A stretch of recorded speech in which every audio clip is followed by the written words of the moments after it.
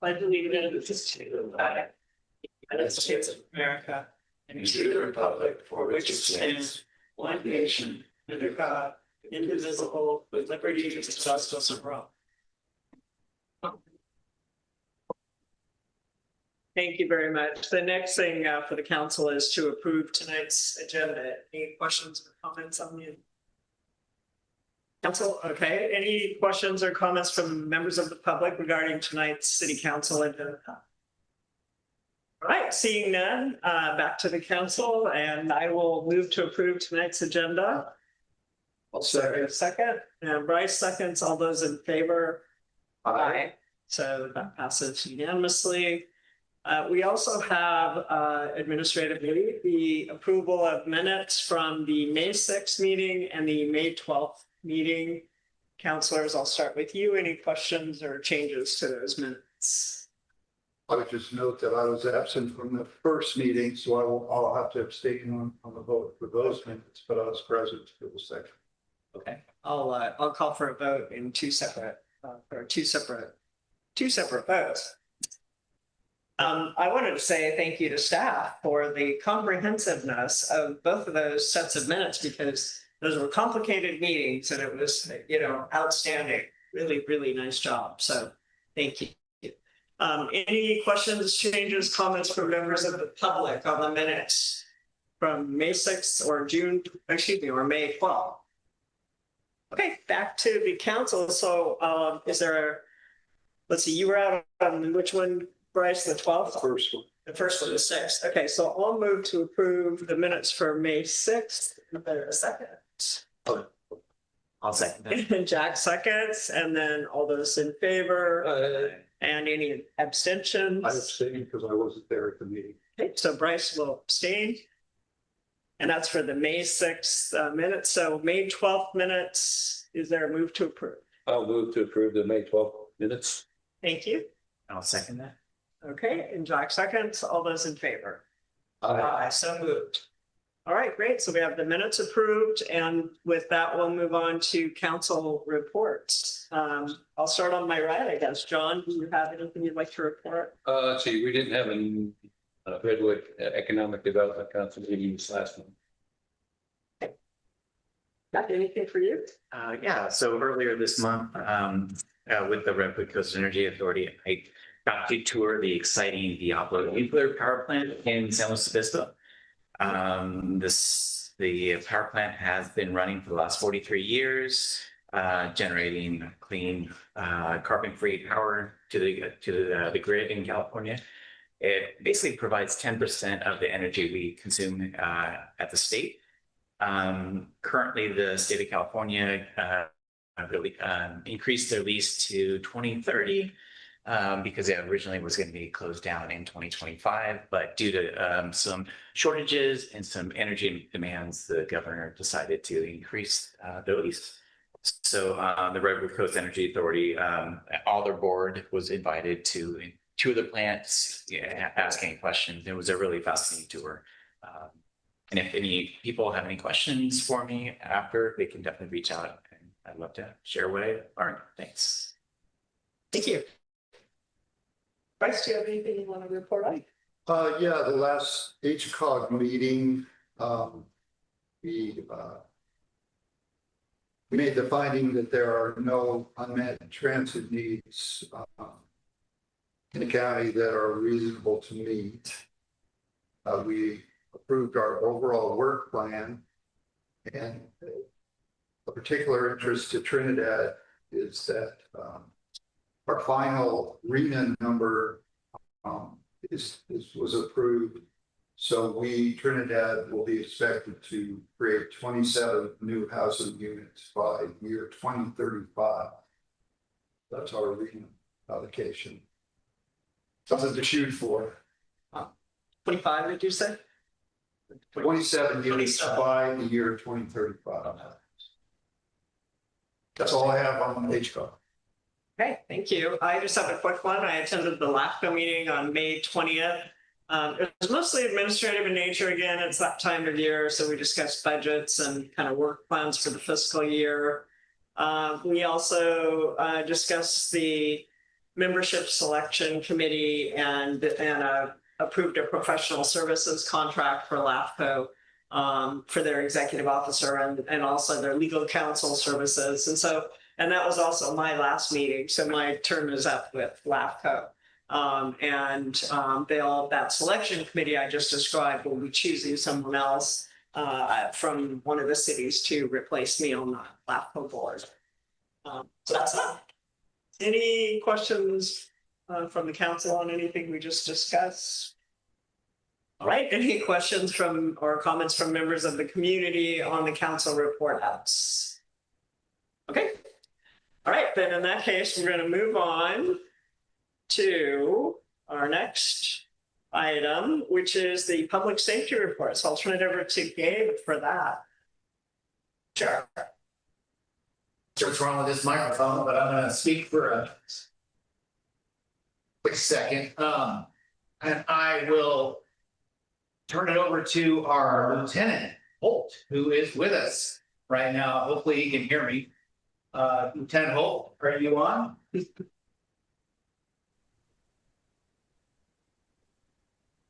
Hi, Gabe. Can you hear me? Yeah, we got you. Awesome. Hi, my name is Kyle Holt. I'm a lieutenant with the Humboldt County Sheriff's Office. I have some stats from May that I can go over with you guys. Pretty basic breakdown. For May, we had a total of 76 calls for service in the Trinidad city limits and immediate area surrounding the city limits. Breakdown of those calls, 14 of them were transfers from other agencies. So could be a lot of explanations for that. 12 of them were Trinidad patrol calls. 9 were patrol checks. So basically the same thing. 5 misuse of 911, 4 agency assists, 4 animal problems, 3 pedestrian stops, 2 animal bite calls, which I talked to Gabe about and confirmed it was actually the same call that was pinned and reported a second time. So just one of those. 2 dispatch reports, 2 general disturbances, 2 suspicious person calls, 2 traffic stops, 2 welfare checks, and then 1 call each for the remaining categories: assault and battery, be on the lookout BOLO, 1 burglary, 1 civil service, 1 extra patrol request, 1 follow-up investigation, 1 panic alarm, 1 probation check conducted, 1 radio outage, 1 suicidal subject, 1 unwanted subject, 1 vehicle burg, and 1 vehicle investigation. It looks like the majority of the calls were centered around the post office, Murphy's Market, Chevron area in town. And busiest days and times of the week appear to be Friday and Saturday. Majority of the calls came in on those days between the hours of 6 p.m. and 10 p.m.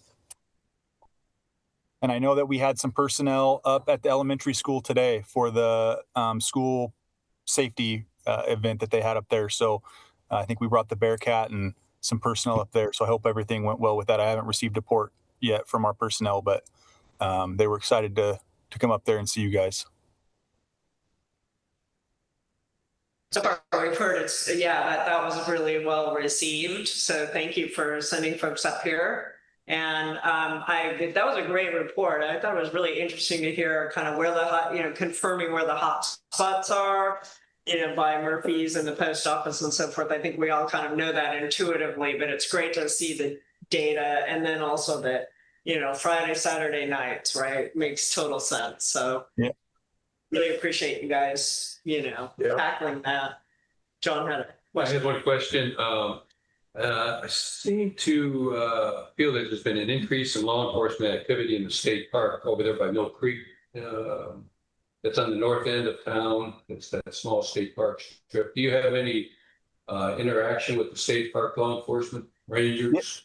Yeah, we do. I mean, the further north you go in the county, the thinner law enforcement gets, and so we depend a lot on our state parks, national parks, CHP, Fish and Game. When we get up in the north part of the county, I know that there were several search warrants served today. We helped state parks with some wood theft investigations that they were conducting.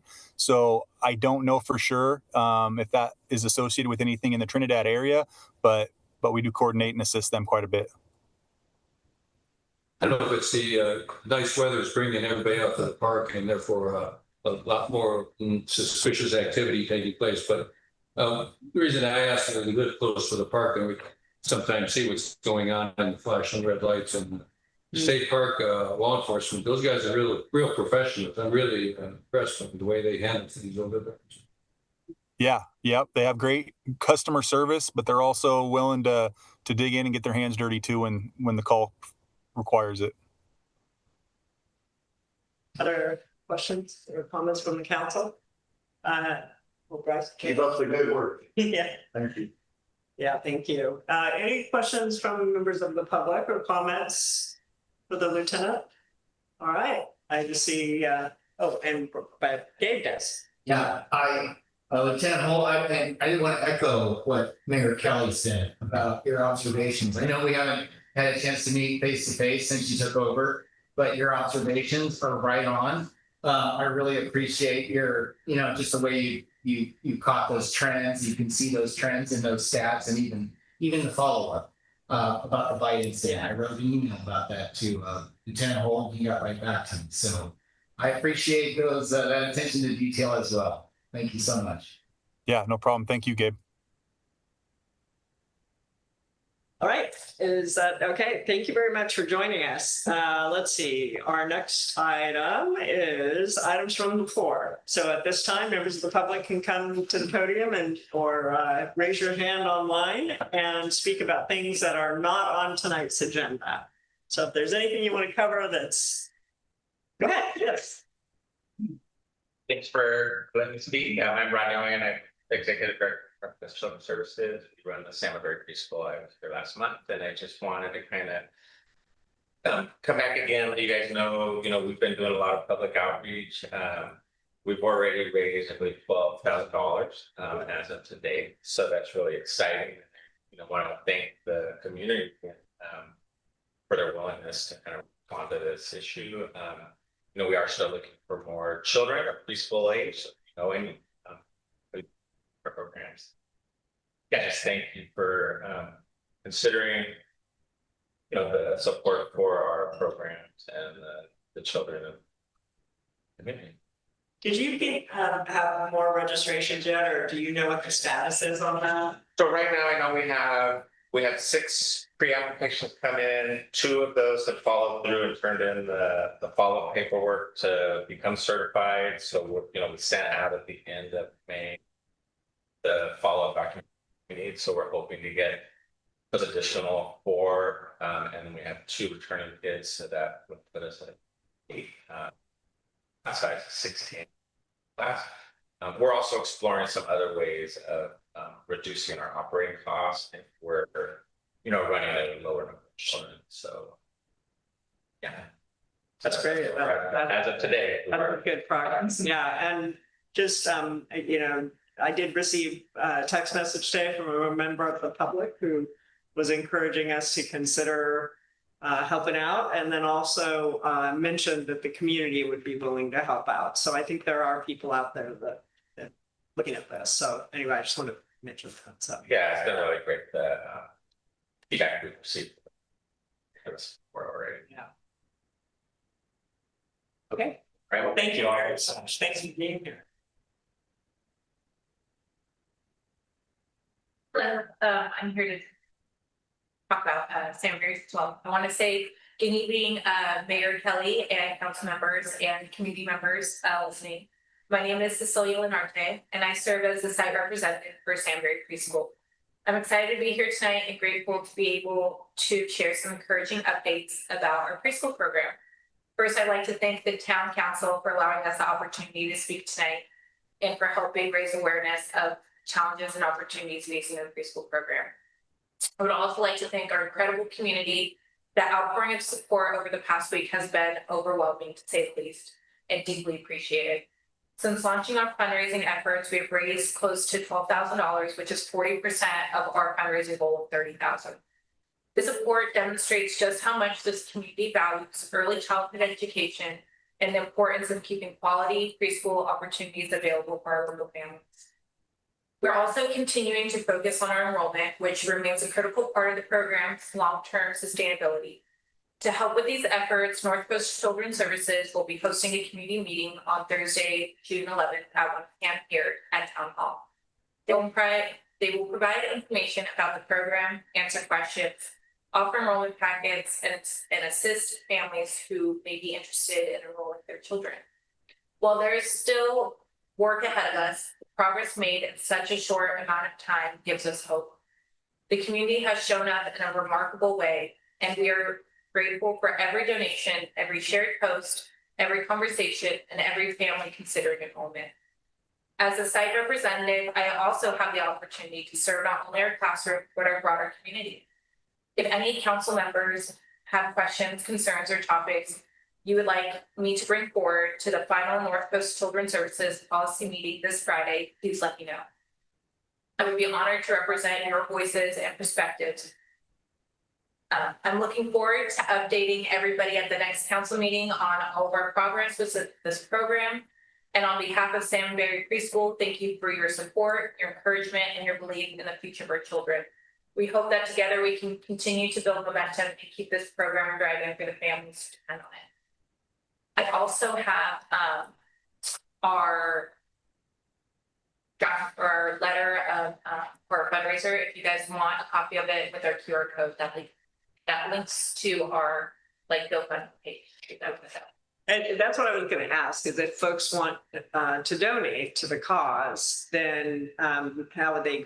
Yes, I can email. I happy to share my contact, and I can directly call, email, or text those links, and everything is a tax deductible donation. Okay. Thank you. Of course. Thank you.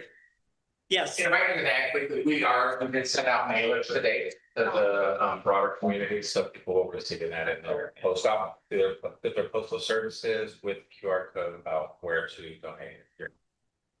Okay. Thank you. Any other questions or comments? Okay.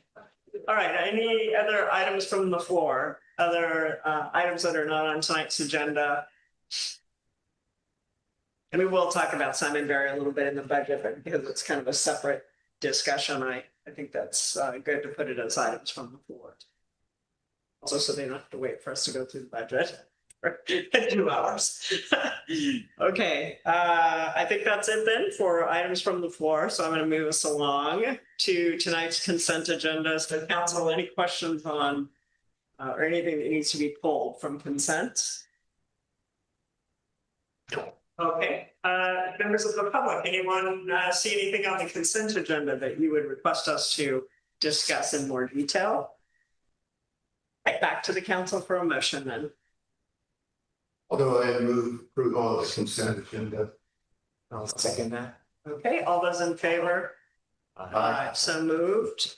And that brings us then to the meat of tonight's discussion, which is really the discussion decision regarding resolution 2026-06, adopting the FY26-27 budget for the city. And Gabe is going to lead us through a presentation and some really good detailed information. Get queued up here. I'm gonna have a couple of screens going at the same time, so bear with me for a second.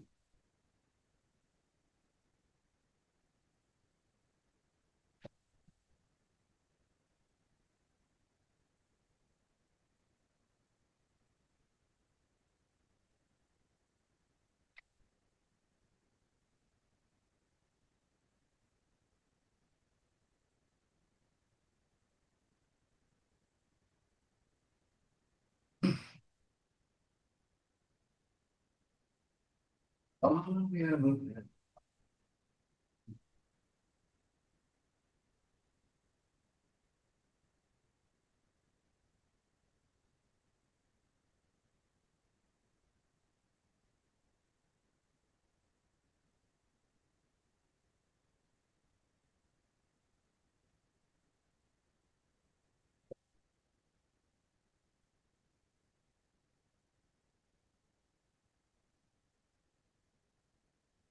Well, first of all, I guess what I'll say is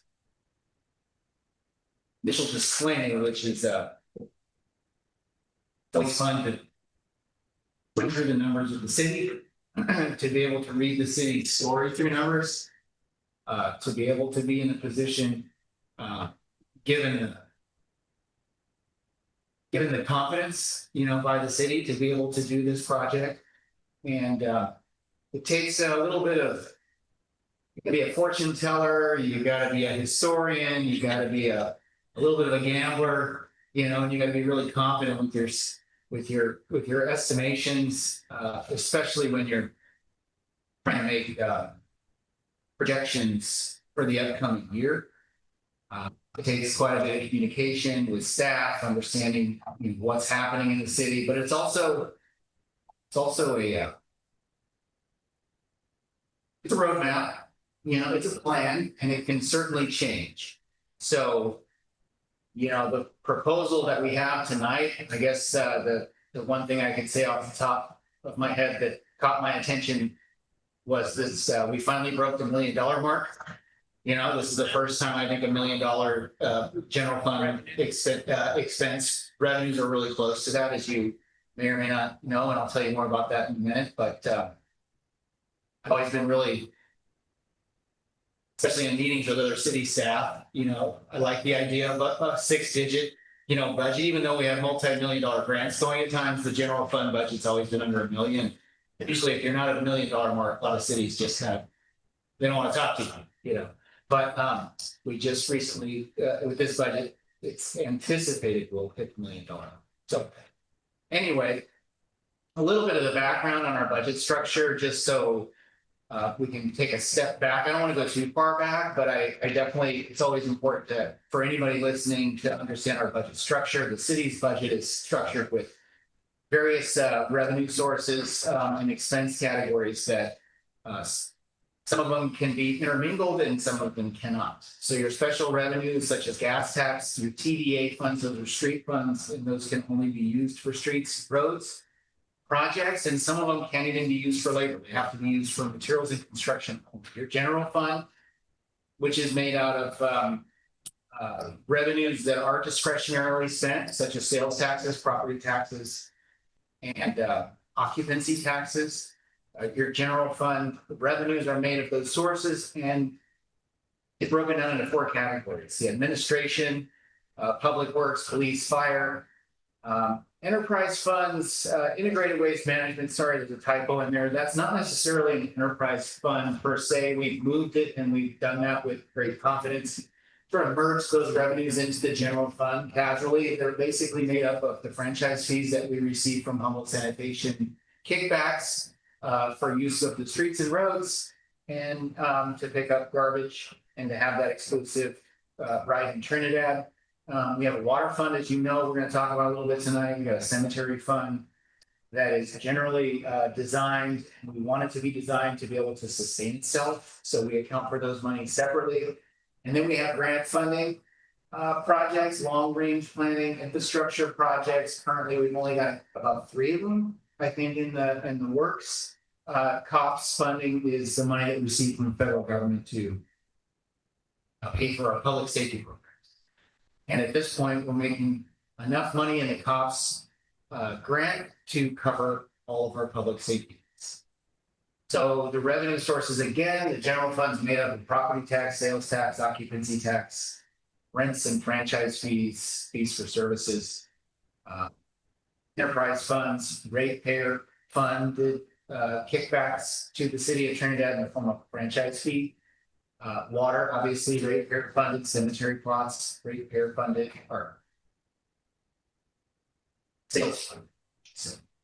And then our special revenues, COPS, gas tax, and TDA are so funds that we account for. So the city's chart of accounts is quite large.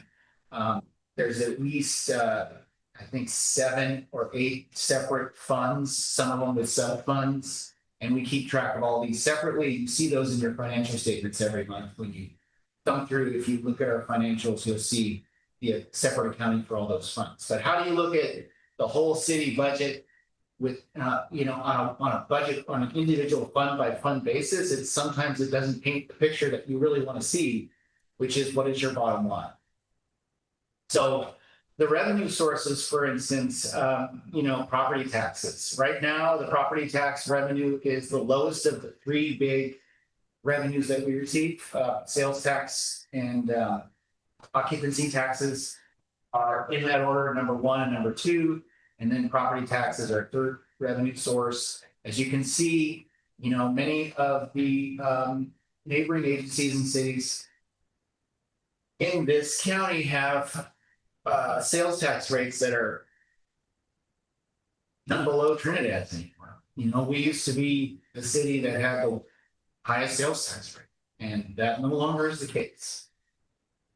We were often criticized in those early days back in 2004-5. We initiated our first sales tax revenue, and no one was going to shop here because our sales tax rate was too high.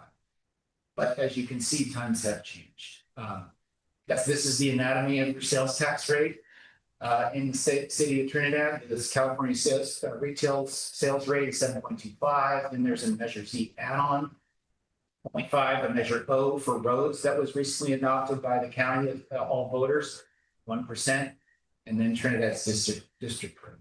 And we are in year two of this sales tax rate that was re-implemented by the city on April 1st.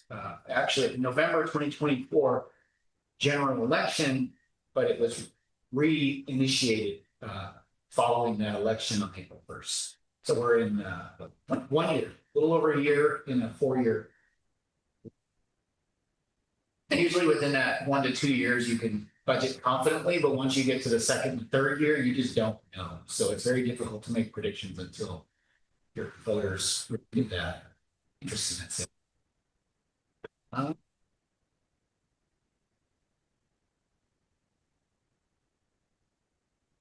This is a pie chart of your revenue sources. If I can make that slightly bigger. As you can see from the pie, it's actually two sales tax. One of the sales tax is your general sales tax, and the other one is your add-on tax.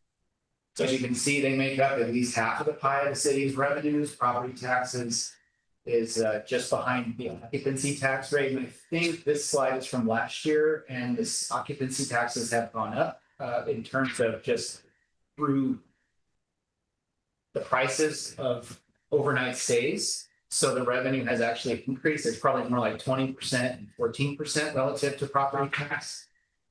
I was discussing with the county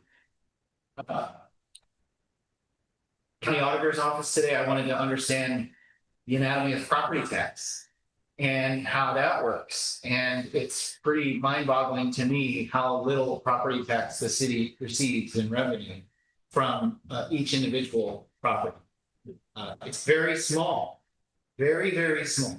So I was pretty shocked, but I had a great talk with Grace Locker, I think her name is. She's the one that issues our property tax revenue checks to the city every year.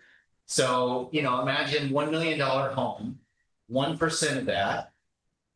We actually have a cost sharing agreement with the county that gives us only 28% of that 1%.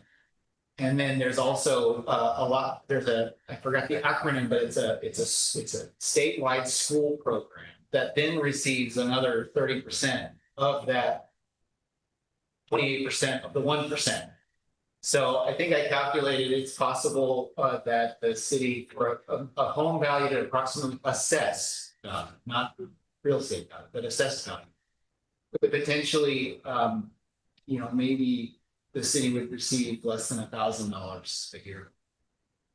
Just for understanding. And I was diving deep into that today because I really wanted to understand and be able to articulate to you what of the new homes that are being built in Trinidad that have been, I think our former city manager was getting really excited about those homes and, what that might mean to our bottom line from a property tax revenue perspective. And I pretty much came out flatlined. I have no excitement for that whatsoever, to be honest. It's every dollar is appreciated, but I thought it was going to move the needle in some direction, but it's so the general fund, cutting straight to the chase, the general fund revenue projection this year is up on the screen there, 967,723. And our operating expenses are a little over $1 million, as I mentioned before, and that difference being 73,360. So essentially this year, a slight operating deficit is the plan. As we talked about at the last month's meeting, we have our reserves. Again, this is from June 30th, 2025. So we've had a year go by. Our total fund balance in our reserve fund is a little over 2.2 million. And it's identified in the following categories, which the categories are important. I'm going to touch on those here in a few minutes when I explain fund by fund how these reserves are there for a reason, and how over a number of years in the past, there's been a trend of building those reserves.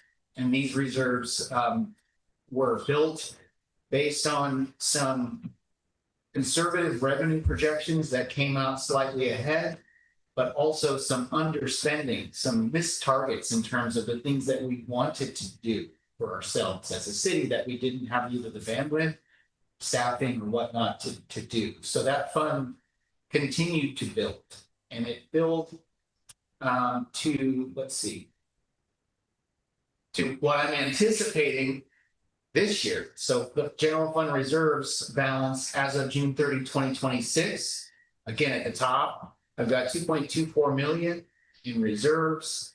But then I go on to explain how we use those reserves this past year. We use intentionally by council action, we use them to work on the town hall, the windows and paint, and those came from our capital improvement reserve strategically and on purpose.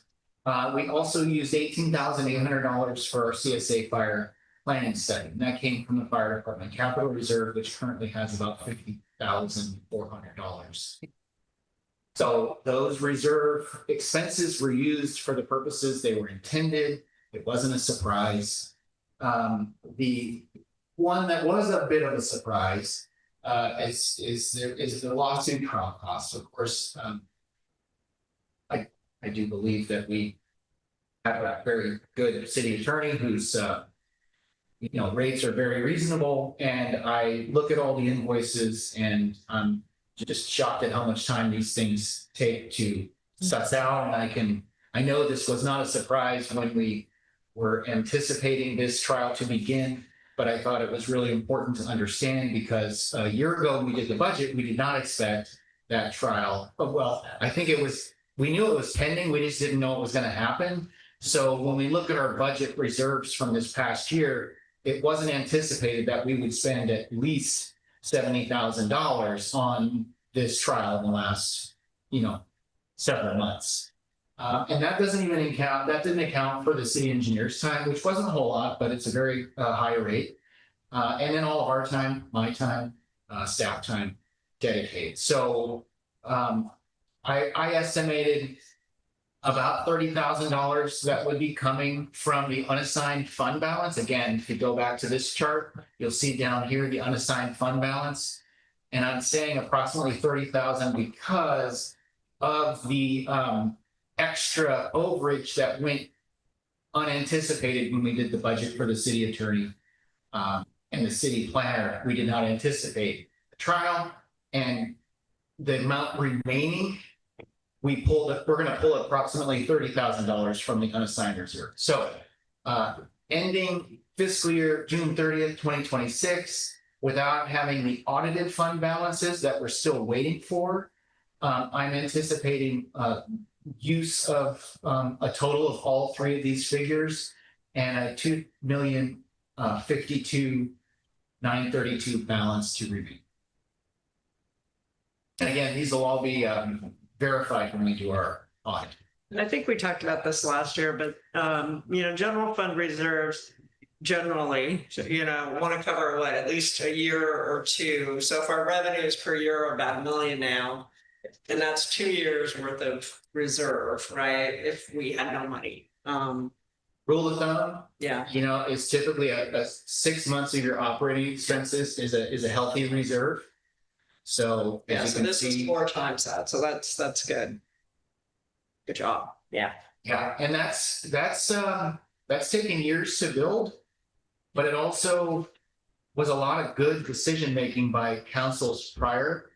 A lot of hard decisions, a lot of hard work to continue Yeah. confidence in the sales tax that the voters seem to have still.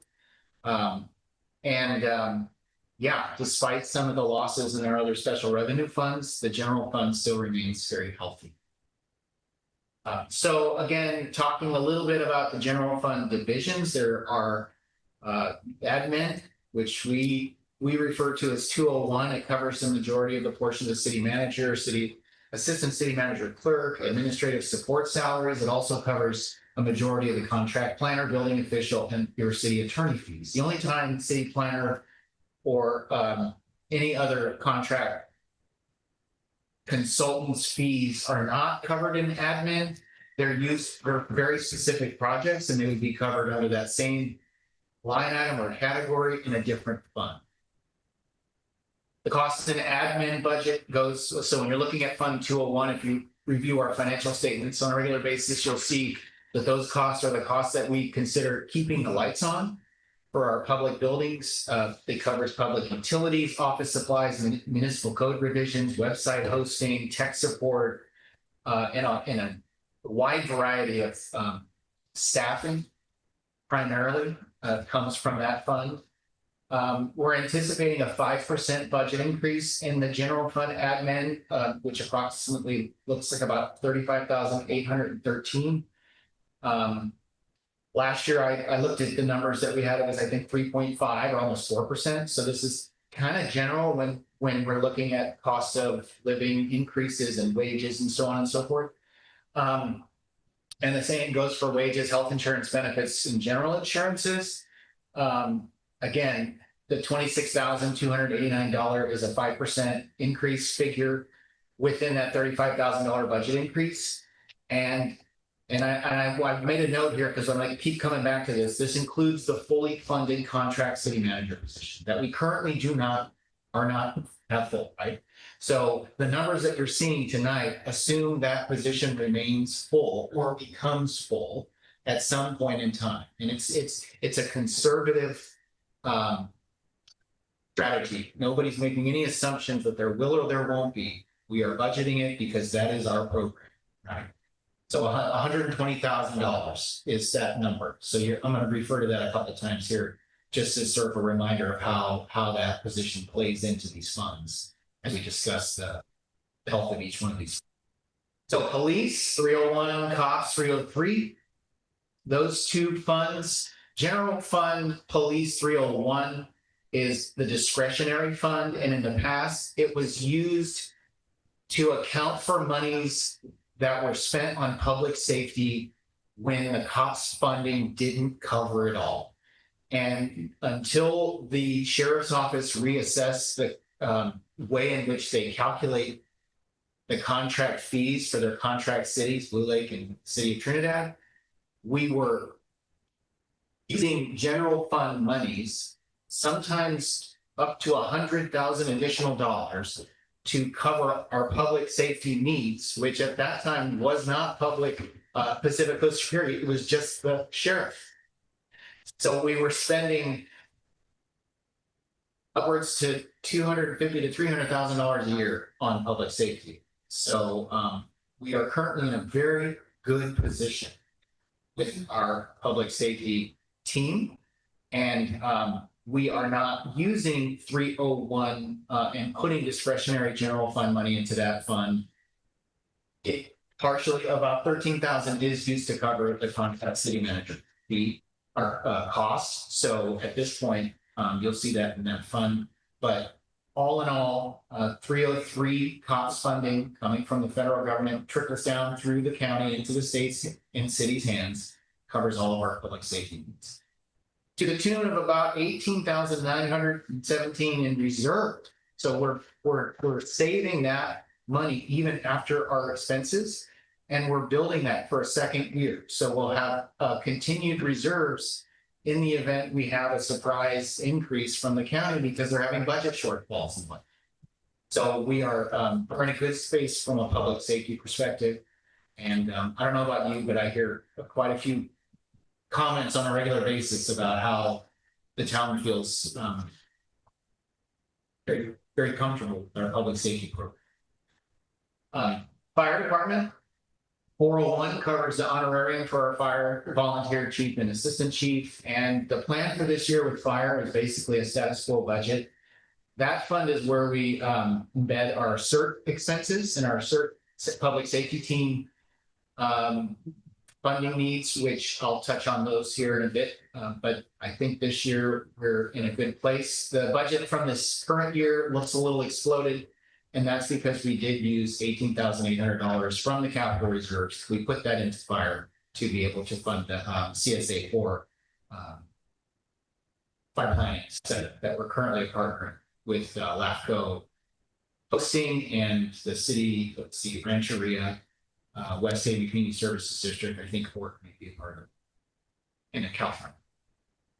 So Public Works 501, that fund covers the majority portion of Public Works staff salaries who continue to perform. And I'll say this again, at a high output and efficient level right now. Those guys are really amazing what they're accomplishing. And I hear great comments about Trinidad Head, the trails, the vistas. I think we heard it at our last meeting, and I hear it on a regular basis. People are really digging the work that the Public Works guys are doing to landscape the town.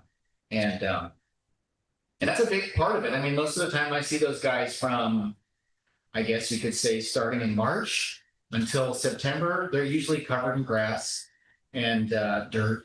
And that's what they're doing on a regular basis. They're keeping our trails and they're keeping the town circulatable. They do a great job at it, among other things. That fund funds street lighting, trail, public building maintenance costs for the town hall, the library, the park, and the city annex. This includes all the toiletries, disposables, the consumables that we use, light bulbs, repairs to public buildings. You name it, that fund covers it.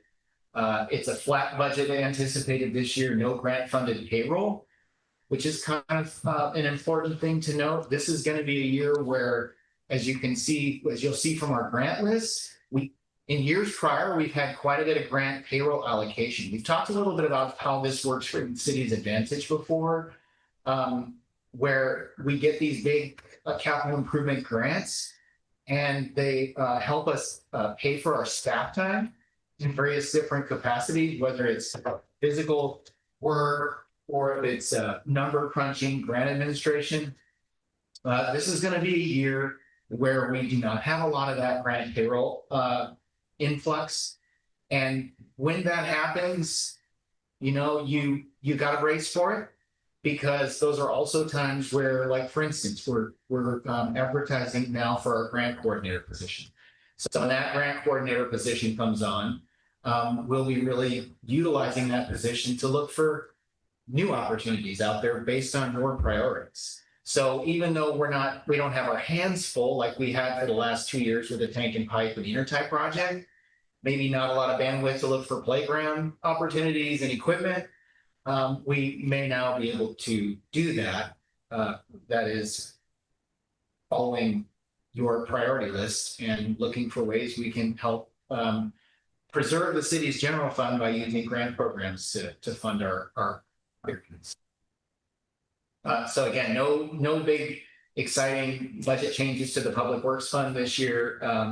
I did program, and this is discretionary. It's totally up to the council. Unfortunately, Councilmember Breckenridge is not here to speak on her behalf on this one, but we talked about it in May at our workshop meeting. And then I met with her with Public Works out front, and she and resident met with us and felt like the front of the town hall could be a lot better. I explained in detail, you know, what some of our desires are, you know, with regards to the plantings there, low maintenance. I gave her some parameters, you know, as far as like maybe some natives and things that we don't want to have to look like we neglect it on a regular basis, things that just are generally comfortable in that spot. And she and her partner believe that we could do a lot better.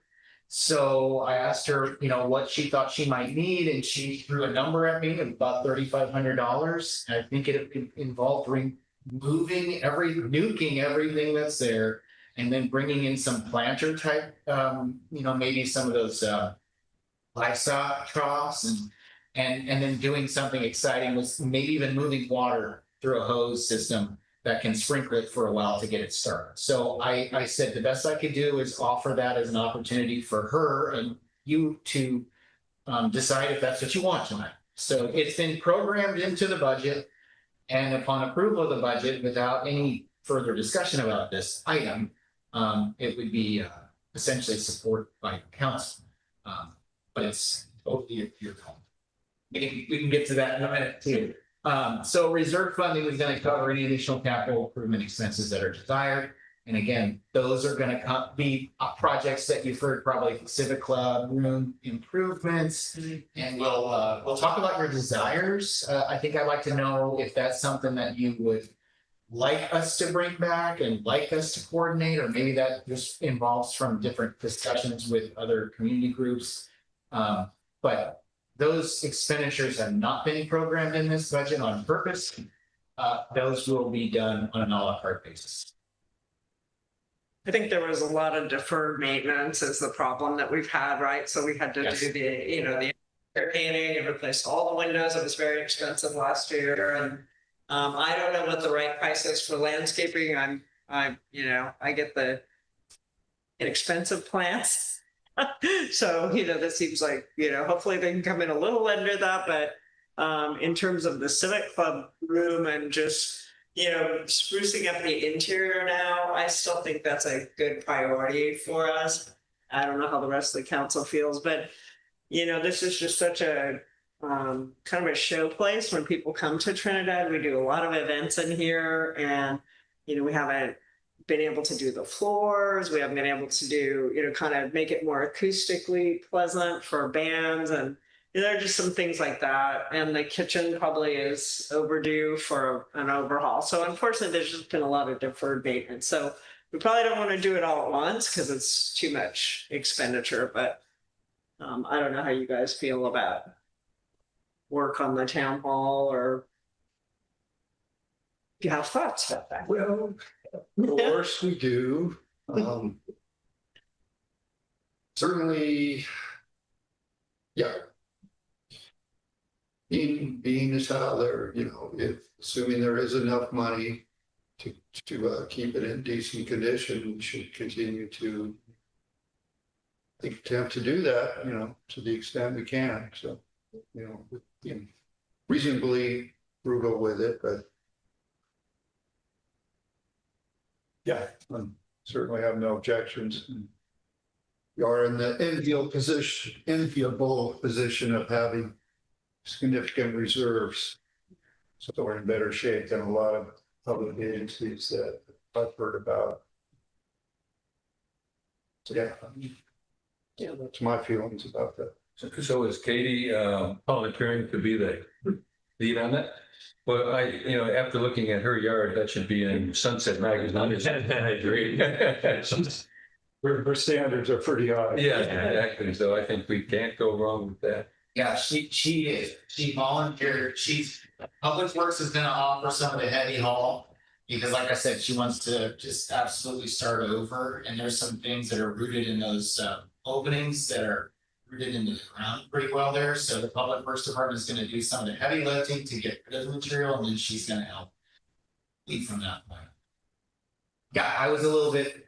I told her, I said, look how pretty this looks. And she looks at me and she's like, you think this is so, I mean, we obviously have, Yeah. Beauty is in the eye of the beholder. Yeah. And I mentioned the poppies. I said, are we going to say, are the poppies ugly? We had a nice conversation, but she definitely has a pretty nice standard. So I imagine anything she does is going to be very nice. And I didn't want to get into, which plants to pick. I just kind of set some of the ground rules in terms of what what would be helpful for us, you know, and then she seemed to say, okay, we can work with this. She and Deborah, Yeah, the wheels were turning. So You're right on about low maintenance, because you don't want to build something that's hard to maintain.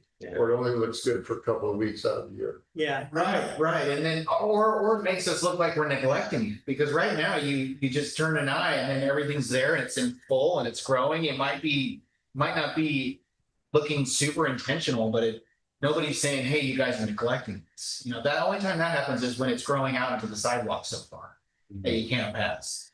But anyway, I think she's got a good eye for that too. So I'm gathering that there's a sense for that project. Okay. And some town hall improvements, which I think I know who to speak with about that in terms of, I think it's the Civic Club. I can consult with as far as the room goes, and we can make a priority list of things that they might like to see. And we'll bring it back to you, of course, I threw in this slide for city planning. I thought it was, I was actually anticipating, right? And since we're on the topic of the general fund, I thought it would be, it caught my eye as I'm going down the financials and I'm like, wow, you know, look at the number here. We're breaching $100,000 and I've heard many times before that we can have a full-time plan and maybe we need, right? And we're doing the RFQ right now for city planning services. And Trevor's made it very clear that, you know, SHN is going to be raising their rates. So immediately I got on the phone with Trevor and I anticipated having this discussion. So I asked Trevor and she and I put together this chart of planner expenses. So you can see the categories of expenditures that that time has been allocated to. It's really important because these are expenses that if you really dissect planning bills, you'll see there's a lot of different people on those bills. It's not just one person, right? And it's a lot of different specialists and it's a lot of different people in different departments at SHN because they're a whole operation over there. They got biologists and botanists, hydrologists, right? So for instance, the water sanitary survey in the left side about 9 o'clock there on the dial. That was a $10,000, almost $11,000 one-time expense. And that humorously is a state mandate. We have to report on that in our annual water report to the state. The document that we have somehow for years been able to just retitle the file.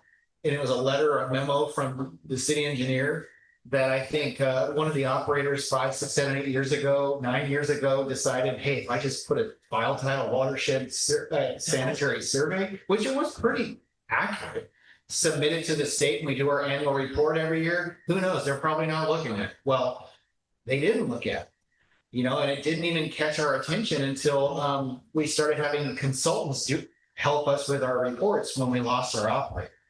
So that's when it popped up. And What is the sanitary? it's an upstream watershed survey that of, you know, maybe potential water quality issues that might be occurring, right? So, you know, whether it be agriculture, sedimentation, you know, pollution of any kind, it's a little bit of a deep dive on a 5-year basis is when they require. See what's going on. To see what's going on upstream. So Joe and I, we kind of argued a little bit about this when, you know, I was like, just, they don't even look at these things, you know, but we decided, let's just get it done. And then it's done and it's over. We want to do it for 5 years, maybe 10 years, depending on their, anyway, because we don't have a lot of change in our upward watershed. We don't have a ton of residential properties. We don't have heavy industry, maybe logging.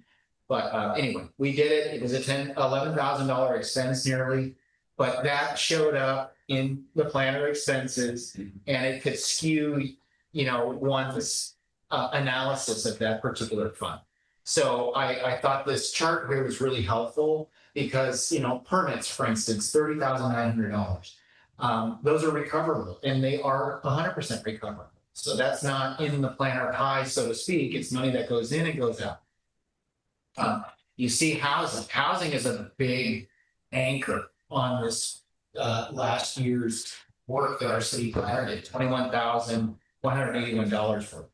That's not going away. Apparently, the state's housing mandates are so intense that, you know, Trevor's kind of shaking her boots, like, what are we going to do about this? This is going to be another drain on the city's coffers, which is one of the categories we talked about, finding some specialized help to get through this this housing. I think it's a housing element maybe of the general plan. Yeah. So, and then there's a trial, you know, $10,000 something for the trial. So these are some. These are some of just some categories of how the city planner, which I always talk about the city having a big appetite for planning. You know, this is how some of the funds are spent, and it's actually an eye opener too, because now we can really look at this septic program. You know, the OWTS. You know, Trevor's got a lot of expertise. This is one of the areas where we're going to fine tune, sharpen our pencil, and see if we can. She's going to get help in her own office, some lower rate help to help facilitate these permits. And I think we can do better too, in terms of how we perform some of the preliminary analysis on these permits that come through. And, you know, renewals are only $175, right? That's our fee schedule.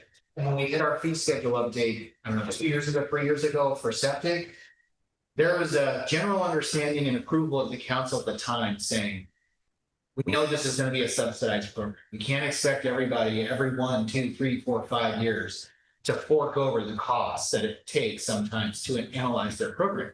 However, some septic systems are more complicated than others. So if that person pays $175 renewal fee, but then the person that's got a bulletproof brand new septic system submits $175, it might take 3 hours of complex time or 4 hours for somebody at Streamline or SHN to review a permit. And it might take 15, 20 minutes to review and issue the straightforward permit. So there is a bit of an inequity occurring. And these are things that we're going to start looking at now that we have this pie that we can dissect and see how we can maybe do a bit better. The general plan is something that I really just don't think it's ever going to go away, but we need to make it kind of move. And I heard that in terms of the planning priorities this year at that meeting. And I also heard that echoed by the city council that you want to see some progress. So that is our intent this year. What's under the LCP update says GP / is that IP General plan. over on the right, the LCP update? Yeah, What is IP? that's a good question. Why don't I know that? But I don't know. Is it? But I don't know if that's what IP stands for, but I don't know if that's what they mean by that. I'm sorry, I don't know. I should know. I just assumed it was. Yeah, I know they've been doing the updates on the general plan, which is overlaps with the LCP generally for us. I mean, this is really useful, this pie chart that shows the expenses, because I looked at the numbers of, you know, like 122,000. And I thought that was for just, you know, city planning. And I didn't factor into the fact that it's multiple projects. Some of them are reimbursable by grants and so forth. I just want to harken back and just remind the council that the Planning Commission chair did suggest in a couple of meetings ago to the council that we had not helped in the way that they were looking for, I guess, in terms of prioritizing tasks. And also, I think there was a potential budget request that I thought was going to be coming from the Planning Commission. They had a couple of meetings to discuss it, and there's some material in tonight's packet, but I didn't see a specific ask. So I reached out to Gabe and kind of said, you know, what is the Planning Commission really looking for from the council? So I think we may need to have a joint meeting to prioritize, and I could talk about a bunch of their projects and you know, offer my 2 cents here. But I think it'd be better if they were here and we all participated in that. But one of the things that occurred to me was, and I think the council should consider, not necessarily this year, but in the future potentially, is to have a staff level city planning role. It might be, you know, part-time, so, you know, working with SHN. I mean, I just think potentially for continuity, there is a risk. So Trevor is amazing and she has such a depth, of knowledge, but she doesn't work for the city. She works for SHN. And I think having somebody that can be a liaison to city staff and who also could come up to speed and really get to know this stuff would be wise to consider. And also, might help with some of the short-term projects. Like, I don't know that it's a good use of Trevor's time, and I know she pulls other people in, but things like the OWTS and the zoning work and the permits and even supporting Angela on grants and things like that. Maybe there could be a person that kind of tackles those things. It's just something to consider. And then I think the council should meet with the planning commission. And I'd like to go a little deeper with them on these various projects, because there's a number of things on the list that I don't think are going to use a lot of time. Things like, the web. Let me give you an example. So the website updates, right? That's not the role of the planning commission. That's the role of the city staff as guided by the council. And the Title II digital accessibility rule that they're concerned about coming to fruition this year is actually there was an extension to April 26, 2028 for small towns. So we've got some breathing room there. And I know Gabe is all over this. He's meeting with Civic Plus and so on and so forth. So I just think the council needs to sit down with the planning commission and kind of go through some of these things and say, you're worrying about things that you don't have to worry about and you don't need funding for.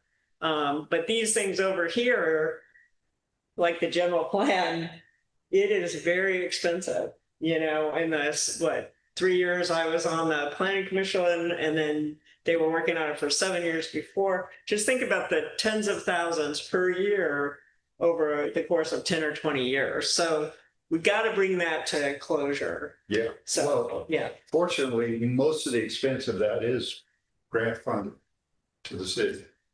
But Much of it and is. a big impediment was the Coastal Commission policy that they didn't want to approve amendments to the plan one issue at a Yes, time. that's They wanted right. the whole thing submitted to them Right. at once. Yeah. So it was just too much for us to be able to marshal.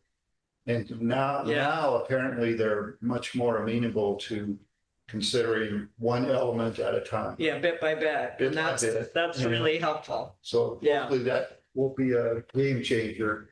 Yeah, those are great points. Yeah. To answer your question about IP, it's the implementation plan. Oh, Yeah. the Oh, implementation. thank you. Yeah. Okay. Great. How we're going to That find it. makes more sense than Implementation. the other IP. Okay, anyway, so thanks for indulging me there, but I did want to recognize, I don't see And anybody from the I planning. support the idea of a joint meeting. Yeah. too. I did one once before and I thought it was good. Yeah, I think we need to get to the bottom of what the concerns are. Yeah. Okay, cool. So that's the plan.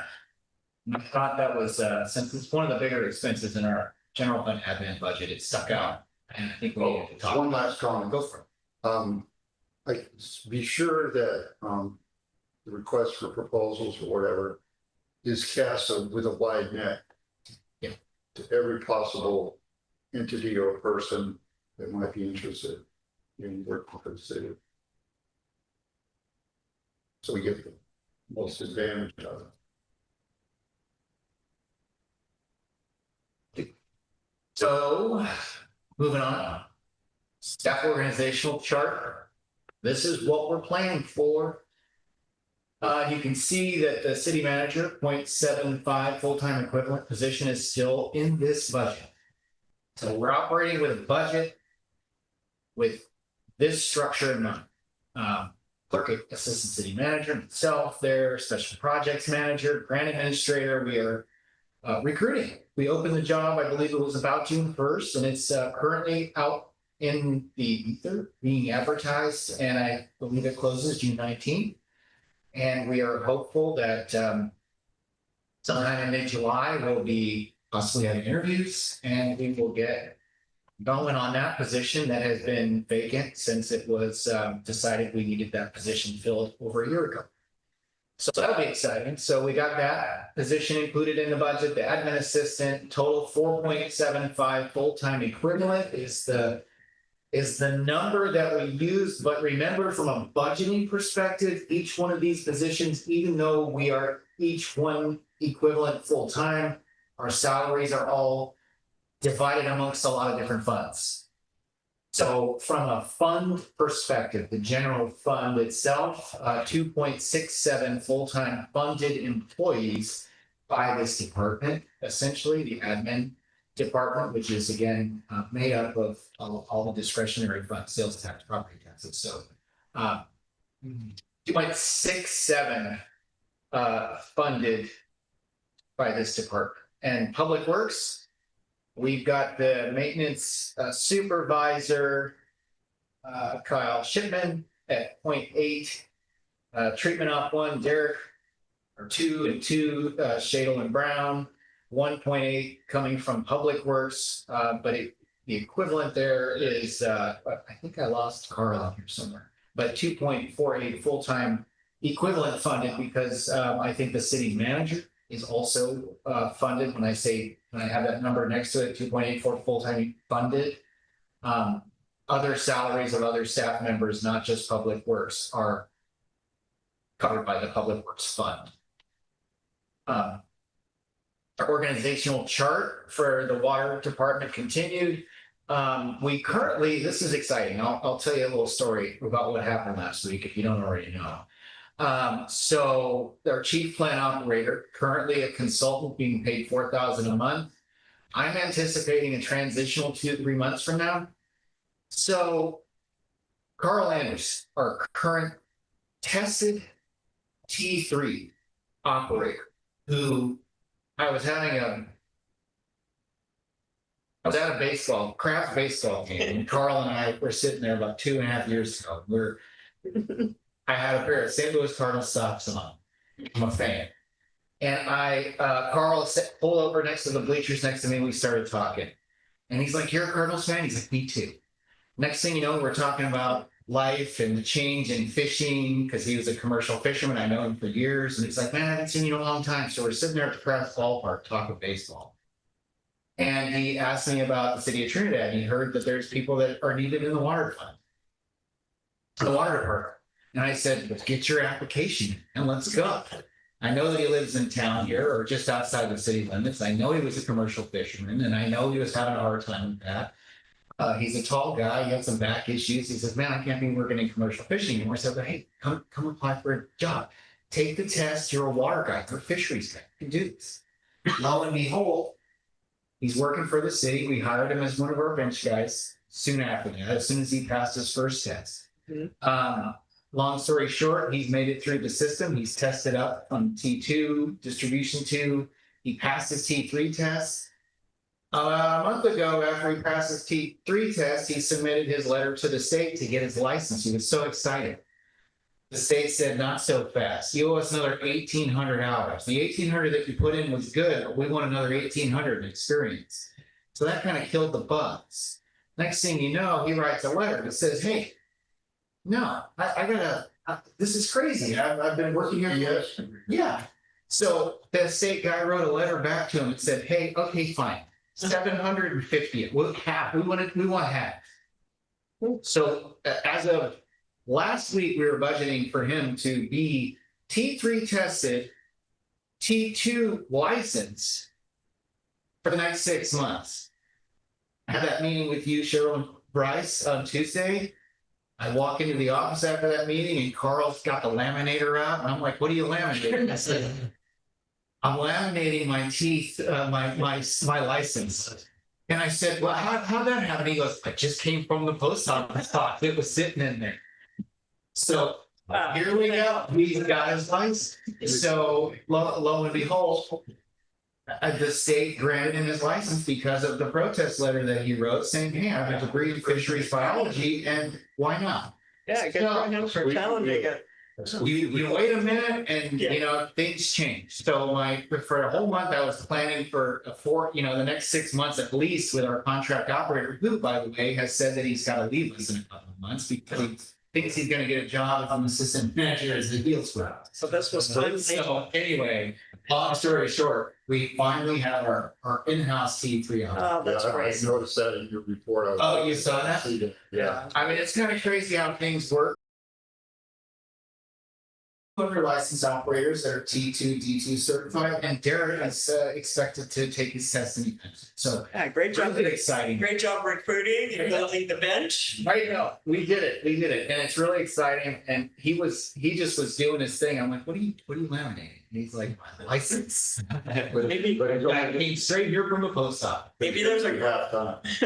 He's gonna be half time. Well, yeah, so right now, at the same time I was talking to him, I had a meeting with Michiko Maris, the general manager of Humboldt Bay. And the guys have really been wanting to take a tour of the Humboldt Bay plant system not because of, any future discussions we're having necessarily about water, but the profession of water, how things look at other plants, sometimes give you really good perspective as to like, what we need to be doing to make our system better. So I was talking to her and I set up a meeting. We're gonna meet with Humboldt Bay. I'm taking the guys on a tour down there with Michiko on July, I think 14th or the 17th is the flight.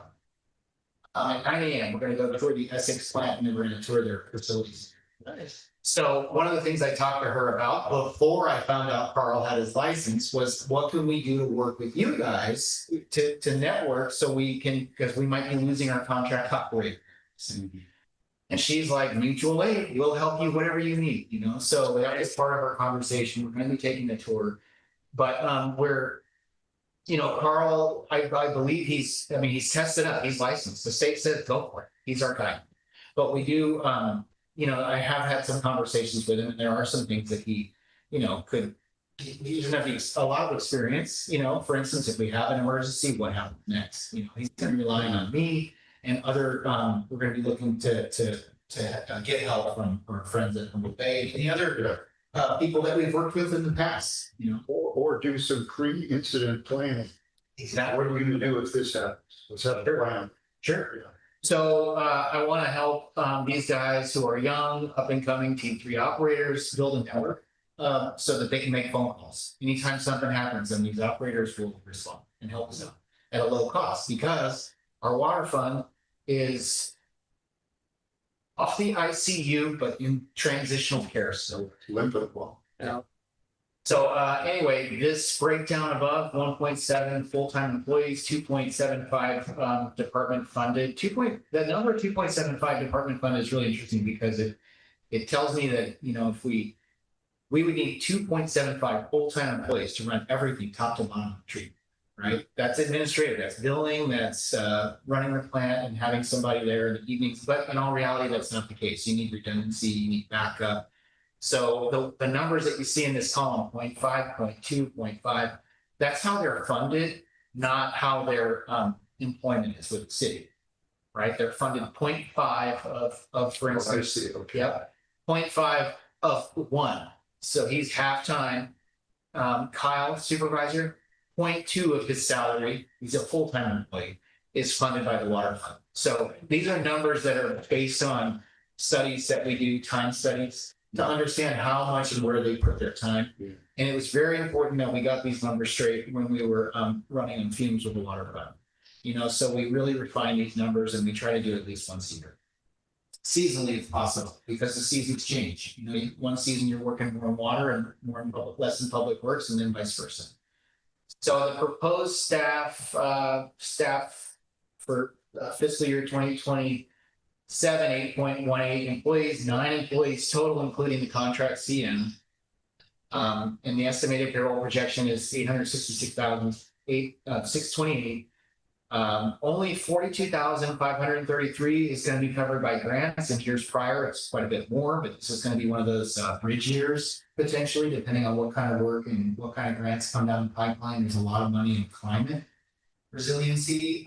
So we're anticipating that is going to be a priority of ours this year to look at your priorities and see which one of those priorities fit in the climate resiliency. I mean, I've heard everything from, solar arrays up at the tank sites, so that we can have more, I think Councilmember Tuttle brought that up, like we should be able to get power up there somehow so we can get more up to the minute communications. So, and valving up there, emergency closure valving, things like that. So we're gonna be looking to those funds, but this year it's gonna be a low year in terms of what's covered by grants, because we just don't have millions of dollars for grants this year, including quite a few. Yeah. Leaving 824,000, a little over 824,000 to be paid for the general special revenue and enterprise funds. The salary phase 2 alignment that you kind of agreed to in general, the concept of the last meeting, the estimated increase in payroll is about 54,246 across the board. And again, that's split 65-35 roughly with the water fund, because that's about how our salary structure, our employment structure is set up with regards to salaries and apportionments. And the contract city manager position, just for instance, at 87,546 comes from the general fund, with 43,120 coming from water. Those numbers are important because they'll ripple through as we kind of conclude some of our discussions here about at least my presentation. So as far as the operating fund of the water is concerned, I guess I'm switching from staffing to water real quick. Is that okay? Do you just roll?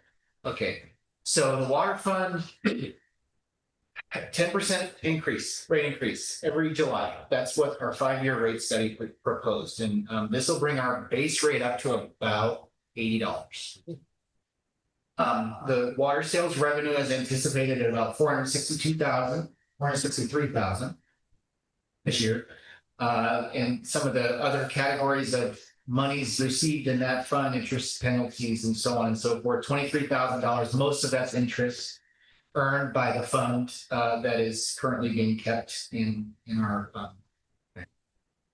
the connection fees. This is a big one. So I'm looking at property taxes to see how these new houses are going to affect the city's bottom line. When we're talking about annexation, we're talking about all these different ways that the city might need to grow, or the growing pains that the city's having with regards to what we need to do, what we don't need to do. Connection fees. We're going to receive $37,000 in connection fees from the 2 that are up on Mill Creek, anticipated this year. That was approved by LAFCO, and then the 5 over off of the rock housing project. So those connection fees suddenly have really helped our water fund this year, right? One-time help to the tune of our total revenue projections being $523,439. Now, as far as how these connections then affect our bottom line moving forward with regards to monthly fees, I've projected with the $80 base rate times 12 months, $961.20 times 9 connections. That's $8,650 coming in a new water customers, assuming, and that's just assuming it's the base rate, right? That's not including any additional revenues. That's base rate, 0 water use. So in terms of growth, and I don't know if growth is really the right word here, but this was the first time that in my years of doing the budgets, we've never had anything like this before. One connection every 5 to 7 years is like a miracle. We also have 2, one on Berry Road that already has been initiated, and one on Underwood that we just placed a meter for. So these revenues really help. When you're just stagnant for so long, everybody pays more and more and more and more.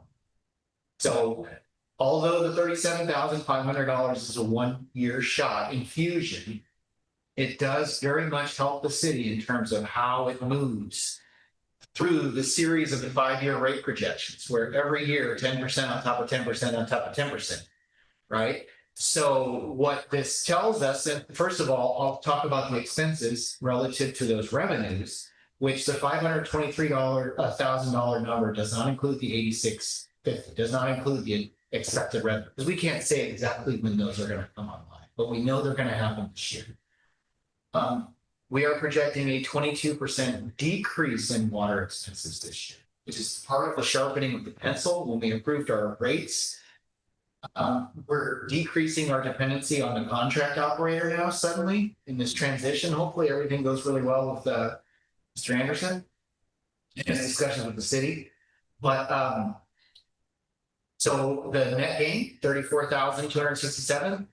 The capital reserve fund are still underfunded by $112,000, right? So these are operating revenues and expenses, not the additional money that needs to go into the system to build to pay for reserves later. So when I say small net gain, the rate study anticipated $148,000. It's expecting in a healthy scenario. That kind of money needs to be put in our water fund. Back into the water fund to build those reserves. So when I say we have a small net gain of 34,267, that's the bottom line of the cash flow. But we still are underfunding the capital reserves. Now, water fund's out of the ICU, but remains in transitional care. To go back to that current city manager contract salary, 43,000 additional dollars. You see how that kind of factors in. All of a sudden, it's 34,000 plus 43,000 if that position is unfilled this year. I'm just kind of trying to paint a picture of how that position is pretty critical to the bottom line because it's the lowest hanging fruit, right? Currently. So, anybody have any questions about the water fund? This slide. Can we add more water customers? Like, can we reach out to neighboring areas that are just on wells and bring them on board? Well, Joe could probably. Within our service area, everybody's eligible who's within our service area. Are there people in our service area that we're not connected to yet? Oh, Yeah. But it's, we get into the LAFCO kind of side of things where, right? So it has to be approved by LAFCO. If it's outside, even though it's in our service area, that's what happened with the 2 connections up on. Great. Thank you. We had to actually take that all the way. It took several years to get it approved. And then we had to take it to the LAFCO board to get them to approve it. And they only approved it with the caveat that the city will actually look at annexing that street. So if we, for example, went over to Langford and said, if Langford's in our service area and there's some people on wells and they apply, then we probably have to go back to LAFCO again. So it's not a slam dunk, but it's much easier to Bryce's point if it's in our service area, but it's still. They're at least eligible. Yeah, they're at least eligible, but it's a process. What if we added ADUs in the community? Would they all have to have their own service meter? They would, yes. Yeah, that would grow it for sure. Yeah. So the water rate study. So, we had the mama bear, papa bear, baby bear options, and the council chose the mama bear option B because we thought, we're going to kind of force a forcing function to keep our costs down and not raise rates too much for the community. But when I look at the fact that we're underfunding our capital reserves, that makes me nervous with an aging plant. Mm-hmm. So maybe the council should consider revisiting the water rates in the next, 6 months to a year. The thing is about the capital reserves is those kind of expenses are the ones where the grants come in. You don't have the money to That's true. fix your system or improve it up to the new standards. So on the one hand, in a perfect world, it would be great to always have money set aside for depreciation and all that. Yeah. The reality is, I don't think very many agencies actually do. Is there money? Trinidad. Yeah, that's a good point. So, But the world keeps spinning, So if we have to be short on something, I think that aspect is one of the safer things, where we're not quite putting enough money aside for. Because absent, a major seismic shift in the structure of government, taxation and everything in California and this country, we will, there will be money available For capital, If- yeah. That's good. Yeah, for major capital improvement. Or low interest loans, Yeah, super low interest loans. Okay. And we've used those before, Trinidad has. You pay back a little bit. Just a thought. no, it's good. Get it later. So we're hoping for a net gain. We're hoping for a net gain, but, and I did include in the water fund, some contingency money for leaks. As we learned this year, we've had some big leaks, but hopefully not on Scenic Drive where That's a good thing. GRS is working on great work. I know. Some valve replacements so that we can turn water off and we can isolate parts of the system that we learned the hard way this last April that we couldn't isolate. Or that we could isolate, but we couldn't provide people water at that time for an extended period. So there's some money available programmed in the fund, even with the small net gain to be realized. So the water fund looks, again, like another transitional year. We're going to keep a close eye on things. We're going to get the results, hopefully, now that we have this fund. Now that I've done the deep dive, we've done a deep dive into this fund, and now I know what to project. So when we started the analysis with RCAC, they were noticing some major variances in the financials that we gave them from the last year and a half. And they were like, why is this? If we just apply our 10% increase to each one of these funds in your category, your expense category, then why is the contracted services 140,000? I thought you said they were going to be lower. So I had to really analyze each one of those expense categories to find out what was in there one time, what was in there from an emergency, what was in there for, this and that and the other. And now that we've done that work, we'll hand it back to RCAC based on the assumptions that we've made in this budget and knowing what we know about Carl now. So that'll help a lot. And I intend to bring that back to you in July.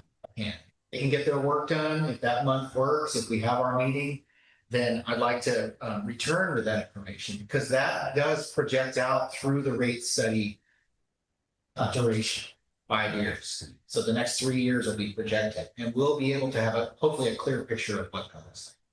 So I'll be returning with more. Oh, water fund reserves. Yeah, so again, here's a slide that I kept in there from prior years. You can see how it just sort of kept the reserves were being depleted. But I also want to point out how the analysis and projections that we've done so far showed this fiscal year we are potentially in a loss currently 2026. Which, when you get into another loss in the water fund, it's not much. It's like $40,000. Of course, underfunded all the capital reserves, but it's still about $30,000 or $40,000 overspent. We don't have the financials yet for this current fiscal year. It's not over yet, but we're anticipating a loss. When you get into the loss, you start to wonder, okay, well, the city gave $300,000 to the general fund, but then it made a promise of another $300,000 loan. We don't want to get into a loan situation. We don't want to have to do any of that anymore if we don't have to. So with the positive gains potentially this year coming, if things stay on track, we could potentially wash the prior year $40,000 approximate, the current year approximate loss once we figure this out. So formally, we have to address these things from a auditing perspective. We have to pass resolutions and say, okay, we're going to do a loan from this to, we're going to have a 0 interest loan or a 1% loan or whatever. But I'm thinking that if it's going to be a few months before we get the audited financials for this year, and by that time, we're going to be able to maybe see the light as to where we're heading in this fund for this current year, minus winter chaos, whatever that might happen with regards to the water plant. But what I want to point out again is a couple of those bullets down there. Where the variables are including, I put 6,500 with 3/4 of the year for the new connections. That is the base rate. Because I projected 8,700 something for a full year, but my guess is we're going to have these meters installed before the end of this fall, before the end of September for all these 7 connections. And as soon as they're installed, they start paying base rate. So the variables to that 34,000 include that, plus the 43,120 portion of the city manager recruitment status. We don't know when that's gonna happen, if it's gonna happen, how it's gonna happen, but we are gonna have discussions about that part of our staffing structure in July, and we're gonna continue in September. So we'll have a little bit more of a idea on what we're gonna do with that position and how we're gonna take it. But it also depends on the T3 CPO in-house transition. Longevity, gotta have that conversation because it's been pending, but he got his license up. And now we gotta get real and we gotta talk. And the other variable is distribution system or water plant emergency. So that's where this fund currently stands. Hopefully I made it clear enough. It was very challenging to come up with the assumptions, but I feel like when the audit is performed, it'll verify things that are currently in play from 2025 and now. I think we're gonna be pretty accurate.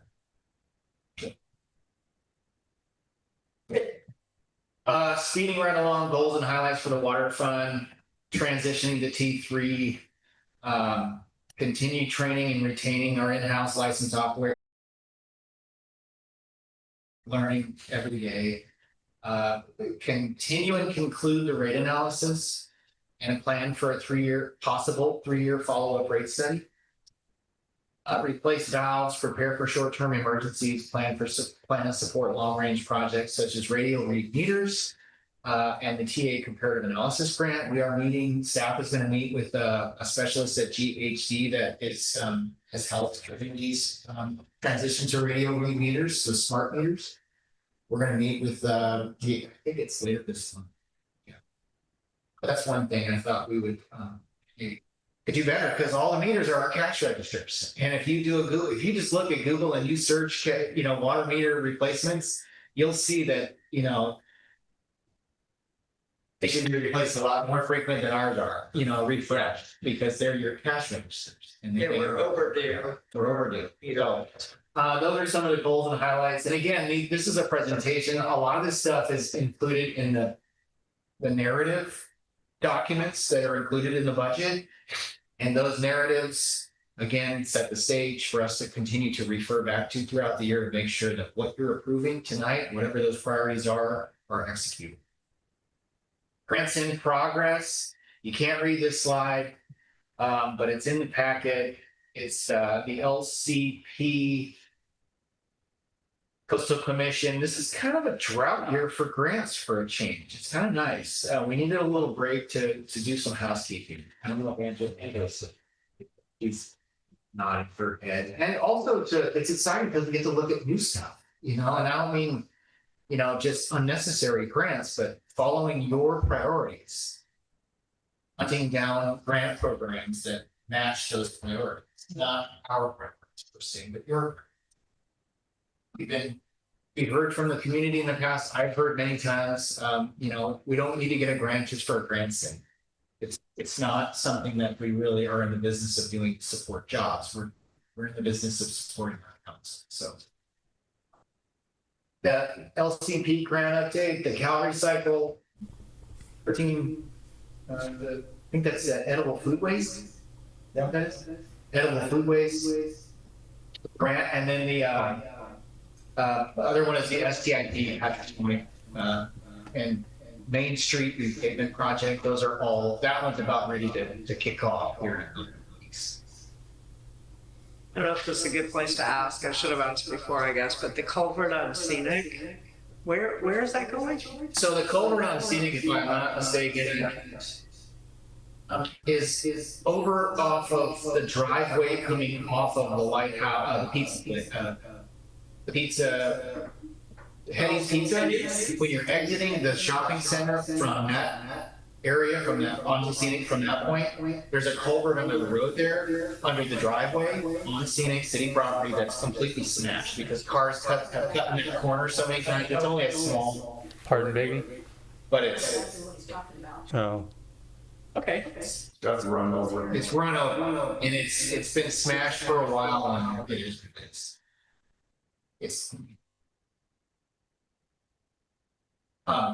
so it's smashed and it's been on our list for a while. property owner of the shopping center has been bugging us about it for about 2 years now, especially when we have big heavy flow years. He's like, you're not washing out the driveway. We don't get that fixed. Okay. So, yeah, it connects to a larger Caltrans storm drain that comes for the interchange and goes down into the creek there. So let's see. So the goals and highlights. You know what? Let me do this. Couple. I'm going to skip around real quick, and I'll hopefully be able to wrap this up in just a minute and hand the floor to you. But goals and highlights, capital improvement projects. I listed a few here, and again, these are our roadmaps for the year. Tennis court resurfacing, town hall interior improvement, maybe some paint, maybe a floor, and then the civic club room. Those are some ticket items that I know have been part of prior discussions. They're lingering, they're not done yet. And then resolving the boardwalk project and the land tenure issue at the Rancheria. If you have anything else that you want to add to that, now would be a good time, although it's not the only time. You can add anything anytime you want, but. This is a lot, so to get done, it might even have to be, the town hall piece might have to be spread out over a few years, I don't know. Yeah. Depending on your funding. Any priorities? Any thoughts about maybe? I brought up the tennis court last time. That's kind of a minor thing, but because we had the grant and we weren't able to use it because folks didn't want pickleball, and because we continue to hear about the quack, and it's, it just seems like, something people really enjoy. They love to come and play tennis, and it's our only, entertainment item for outdoors. I'd kind of like to see it just get done. 20,000. I think there's a document in the packet. I threw a bunch in the packet of the supporting documents. I don't know if you saw that, but it was an email from 2021, I think. Yeah. So it's gonna be different, but that just to give you an idea of what those were. Gonna be lower. Or not. Yeah, somebody said, I've heard both higher and I thought it would be lower. Yeah. But, 20 is what it is, I guess. Yeah. If 20 is what it is, I guess. We don't have to do it very often, obviously. So, I think it'd be kind of a nice thing. I think the community appreciates that when we put a little investment into making things look nice, and make them work, usable. So. Yeah. Certainly the tennis playing community Certainly they do. appreciates the quality of the sport. Yeah. I'm switching gears a little bit from that presentation to the package, just so you can see what you're approving tonight. But I want to make clear that the expenses listed in the itemized fund budgets are very but some of the narrative in this 5-page an opening to the resolution, which then is followed by the budget pages itself.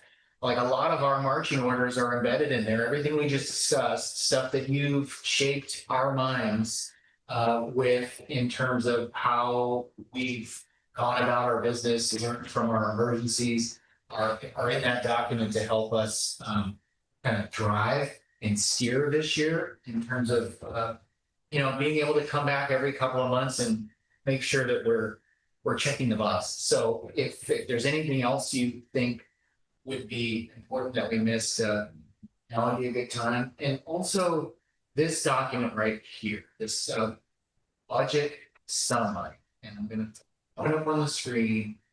It does sort of give us a nice snapshot as to what we're expecting to occur, how we're expecting it to occur, the funds that we're expecting to come and go from the system. But the highlights below, which I'm throwing her up on the screen, there's a lot of meat in here that is going to be a challenge to attack and to accomplish, but it's all doable. And there's some very clear instructions. I think Mayor Kelly said it's the ADA mandated website, even in this document down below. These are the things that we're going to constantly refer back to, especially when we get distracted by other things. We're going to keep coming back to this and saying, this is what was approved. This is what our council wants us to accomplish, and let's stick with these priorities before we get too carried away with others. So there was an ask for the library, and I see that that's in here, coming out of the general fund, so.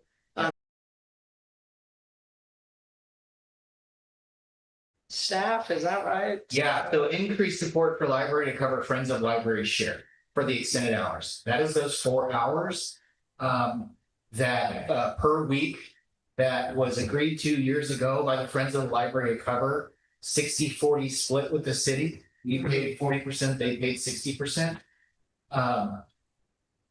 They have expressed to us that they just aren't in the fundraising capacity that they've had in the past, and they would like the city to consider covering those costs. And our share of that used to be about $700, and they would cover $1,500, $1,400 estimated on a regular annual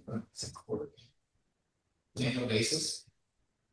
So now I think with the costs going up and everything, I've programmed about 4,000 total for the city to cover.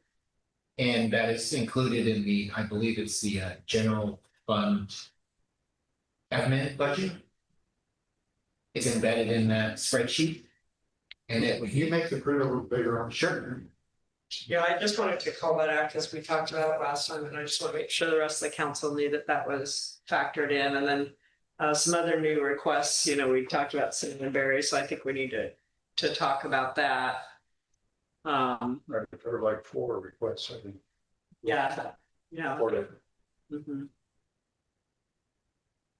Yeah. support for the North, did you just, I'm sorry, I missed that. What were you talking about? We were just talking about extra requests, like new requests, and the reason I called out the libraries because I could see that we budgeted in here, and I just wanted to see, give an answer, I guess, to the other requests. So if maybe I can take a stab at this request. So one was CERT, right? And that's been included. Yeah, certs included. CERT included.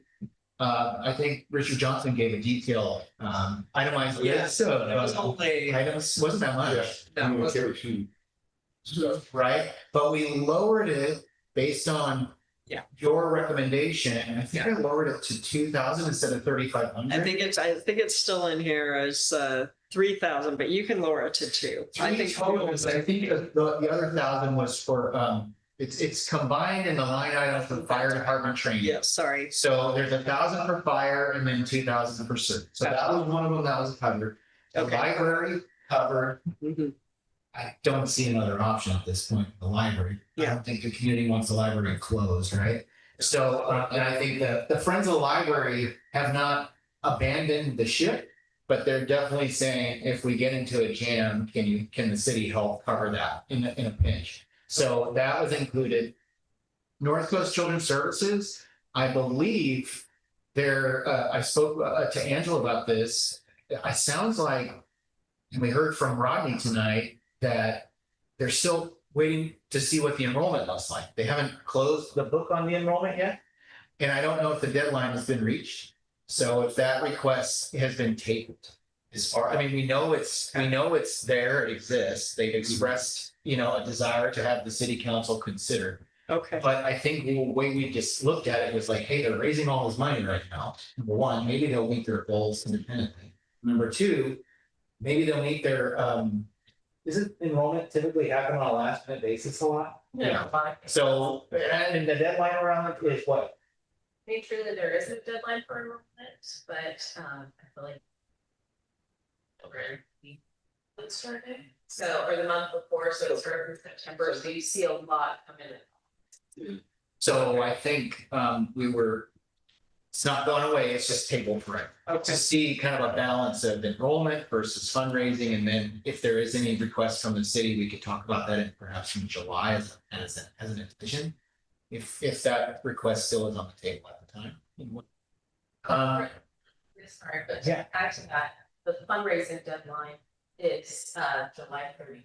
So that will make that determination as how we proceed. So we have a roadmap to not leave this request in the dust. Okay. I like to cover all the bases. And then the fourth one. I know those three. Maybe there's three. Yeah, I remember. But those were the three, so I feel like we've been responsive to all the. Yes, that have thank you. requested. And then just going down the list, public safety. I do have 3,000, sir. I didn't change this to 2,000 in this particular document, but in the general fund, or in the fire department budget, it's itemized clear. Yeah. For coding purposes and such. What about trails? We used to allocate money to the trail committee. I don't know if it would make sense to allocate money to the tri-management team, but the city kind of holds the budget. Let's see. Because there's no funding otherwise for any work that's being done. There's $5,000 in this budget. Yeah, that's what I was asking. Trails. Yeah, so we've got 5K. We used to do 10K. Well, we haven't a year, spent the 10K. but we didn't spend it. Yeah. We haven't spent it in 3 years. This year, we've only spent $35 in that category because of our, just trying to be realistic with the general fund. We can always add and move and change money. At any given time, we get a request. I just didn't have anything really that just was like, in front of me saying, this is what we're gonna spend on that, in that category this year. I didn't have any. So if we do get something, we can make a budget amendment at any time. Okay.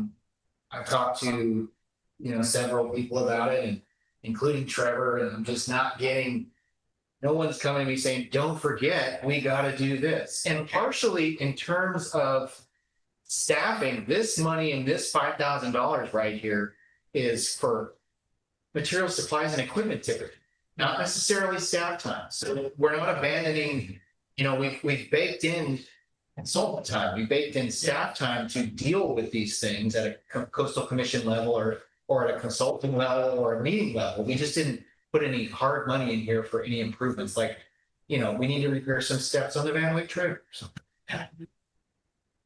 For example, I've said, Other So- comments from the council before I go to get any public feedback? Any questions, comments for Gabe? I have a few questions. Okay. I was a little confused by the pie chart on the revenue where sales tax is mentioned twice, 22% each time. One of those, One's 1% or one's 0.75 or 1%. the 1% is what Trinidad would get without its add-on 0.7. That's Trinidad's share of the Of Of sales the- tax that's collected. of that anatomy right there of sales tax. So, the city gets a portion of, there's the state retail sales tax. That's 7.25. Mhm. Right, it gets its share. So for every person in town, in the 9570 zip code, but not really. In Trinidad's sales tax jurisdiction. Mhm. If Trinidad didn't have its own 0.75 add-on. And someone bought something, you bought something from Murphy's, there's a sales tax you pay.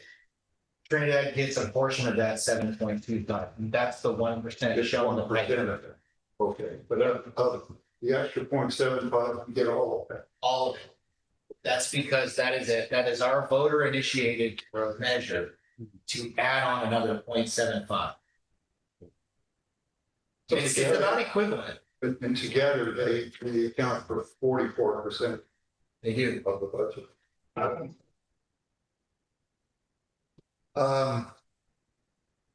Run me through one more time the history of the cost, where that money came from and how long of a program that is. That is. Probably more.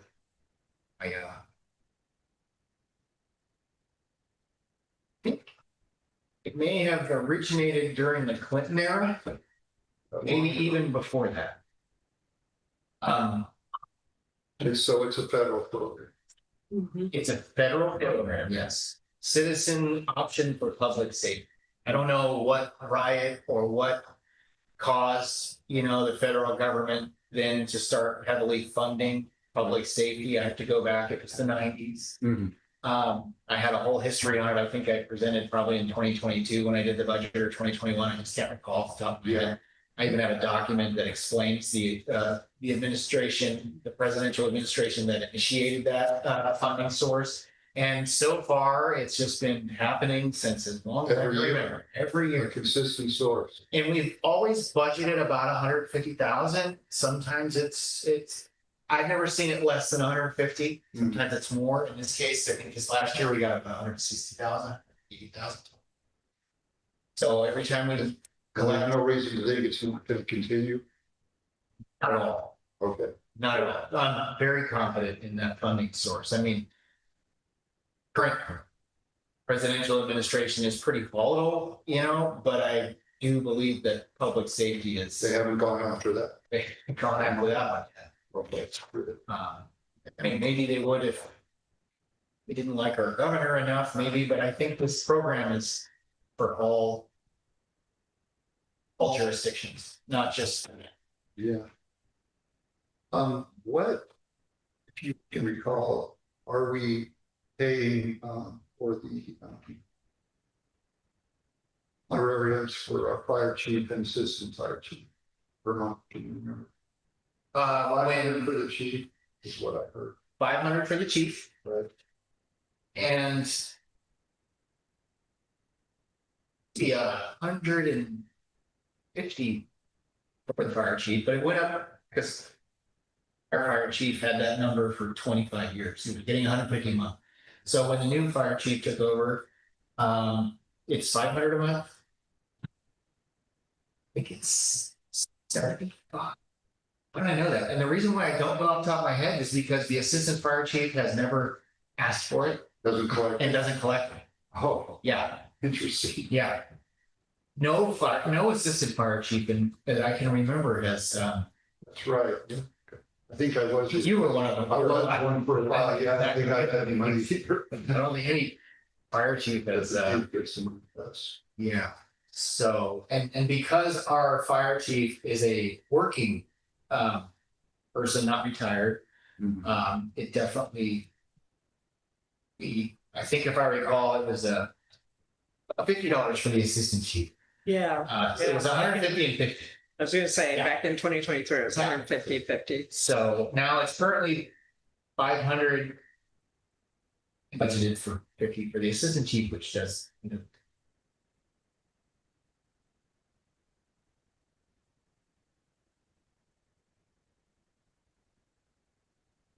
are we gonna do anything special for our contract attorney budget? As far as possible litigation?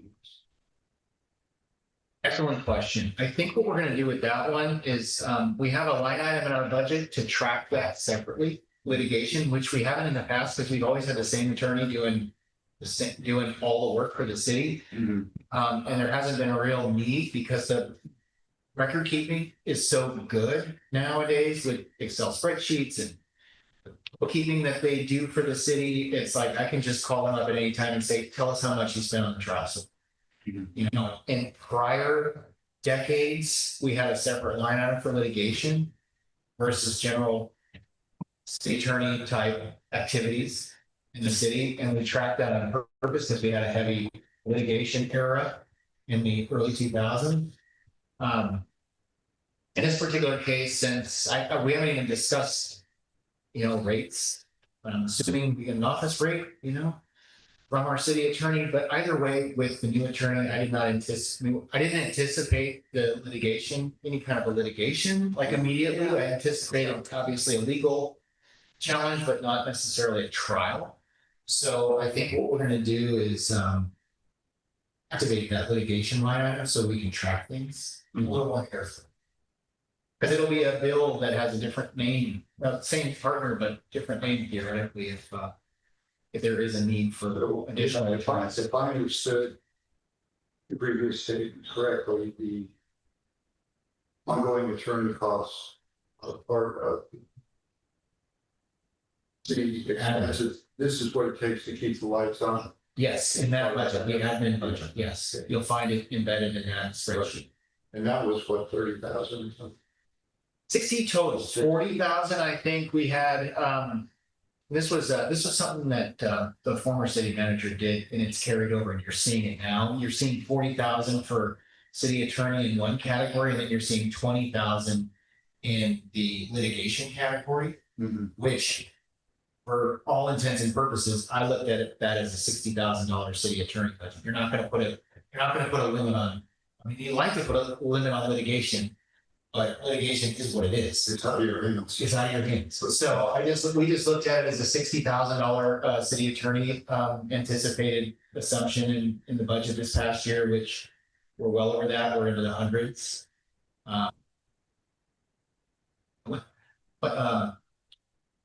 Yeah, so what we'll do is we'll sort of activate coding expenses to the litigation fund or to the litigation expense code so that we can keep an eye on that.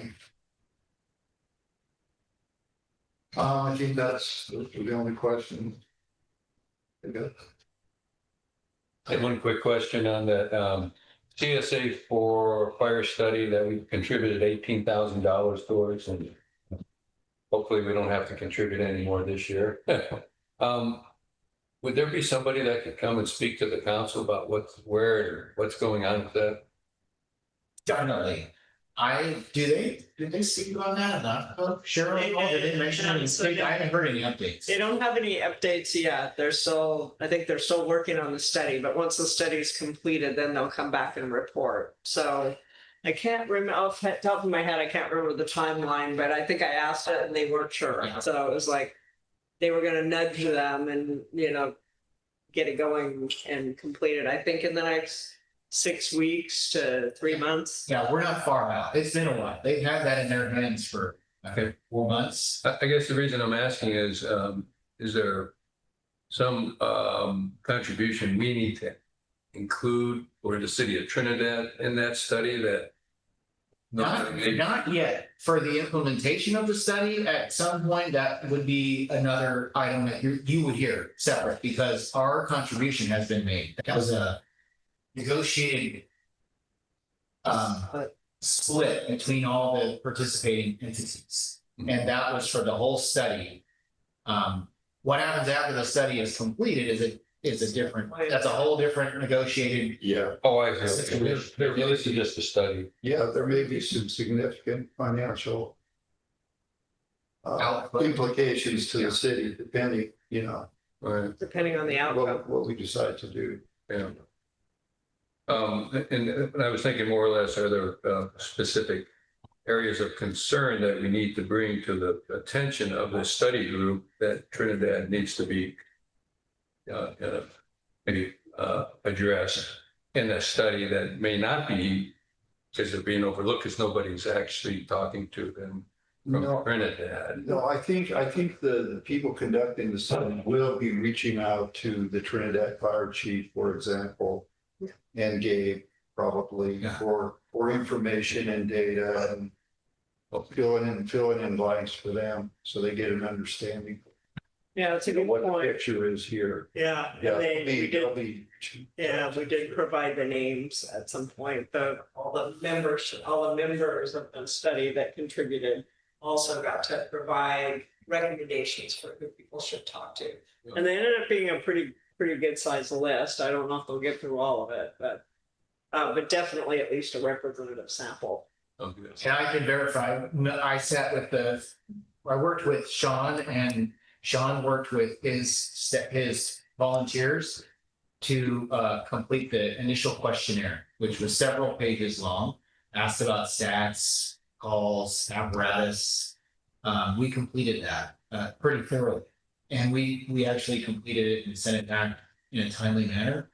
And we have not had any follow-up yet. So I think I'm sure that's going to be part of the process. I know CAL FIRE had a huge role in this because, their dispatch handles a lot of the data analysis and domain data, but each entity that was involved, for instance, Trinidad Rancheria, they don't necessarily have fire statistics. They don't keep that information. So there was some heavy output. Some admin output done by the county.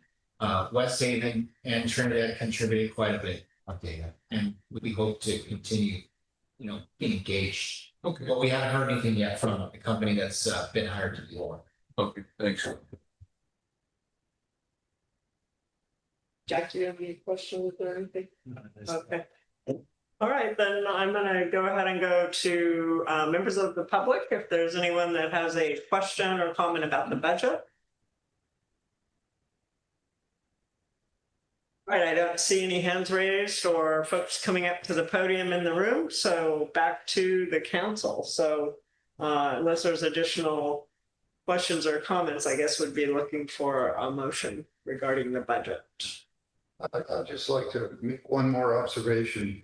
It seems like, if I understand it correctly, a decision we have not yet made about structure of the city manager position will be to determine whether we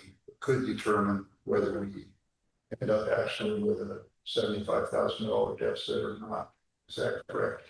Correct. So, yes. Worst case scenario, not worst case, but possibility that we'll have a $75,000 shortfall. Depending on how we play our cards, as far as, yeah, who's gonna do what job and. That's one. Again, that's the low hanging fruit. It's easy to kind of look at numbers and say, well, this general fund has an $87,000 price tag. This position has an $87,000 price tag for the general fund right now. Right. So it's easy to look at that $73,000 estimation. Again, it's based on liberal expenses and conservative revenues. So the $73,000 could be less, could be more. We've got some potential litigation issues that could drive up the price tag for what we currently budgeted for the city attorney. Right. If we don't sharpen our pencil with the planning expenses, then that could go up or down and can fluctuate. There's some other things can go wrong. There's some very easily somewhat assumed and predictable variables, but that's one way I wanted you to be able to look at that. That's a pretty big one. It's a pretty big one. And it has not been discussed yet. It's programmed into the budget the way it is. That's how the structure has been staffing wise by the city of Trinidad for, the last number of years. We just passed our classification compensation study, which further sort of aligned the positions that are needed by the city and job descriptions to go with it. So it's not that the budget is it's not assuming anything other than this is what it looks like with that position funded and staff fully staffed. We'll have more discussions about this in the next couple of months. Okay, any further discussion then on the budget?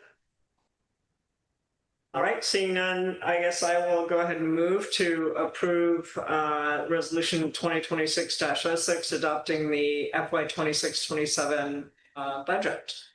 I'll second that. All right, all those in favor? Aye, so moved. Great job, Gabe. Yeah, Really thanks, good Gabe, for information. everything. That was really great. Yeah. Yeah. Turned out possibly to Trevor too, but no, there was some really good information in here on the planning commission as well, so send for a note tomorrow. Right, so I guess next up is the calendar, this item number 2, the November 2026 City Council election calendar update. So this one's just presentation real quick for anyone who's listening, interested in the position. And I know there's somebody online there who I spoke to this morning about who knows somebody that's interested in this role of the city potentially. So Great. getting a lot of feedback. I'm receiving some back channel communications from people saying, hey, tell me more about this position. So city council, I hear there's quite a few seats coming up. So So ears are ringing. I don't know how the word's getting out. I haven't advertised anything yet. I've heard about the big money. So it's pretty amazing. Like, For all the movers and shakers or. yeah, there must be, neighbors must be mingling and hanging out or something and cocktail parties. I don't really know, but I've heard I've had more calls and texts from just random corners of Trinidad than I've ever had before for. We must be doing something, right? Because people are like, I want to join their club, It's a Renaissance staff. Maybe it's Bryce, maybe it's Jack, maybe it's John down there, maybe it's the Underwood crew that's really drawing everybody's attention. I don't know. So with the election calendar, maybe it's the outreach, that we put in the packet every month. I don't know, but the only thing I really needed to tell you about now is that before your next meeting on July 14th, there will be a publication by the city notice of election. Oh. So I just, since we're not going to meet again until July 14th, the elections code says that we need to publish a notice of election on or not before a certain day, but not after a certain day. And those 2 days are June 29th through, I believe it's July 14th. So we have to publish that notice of election, and I intend to do that the week following, if not before then, the week following the 4th of July. So I think the 4th is like on Saturday or sometime. But that week, July 6th, there will be posters around town. There will be advertisements in the local newspaper as per, the elections code rules for publishing notice of election. Basically says notice of election, hear ye. And then it lists the seats that are open and the contests and the following procedures to express your interest. So the nomination period would then begin. I believe it's July 14th. Something to that effect. I have to look at my calendar. When do I have it at? It will expire August 7th. But right.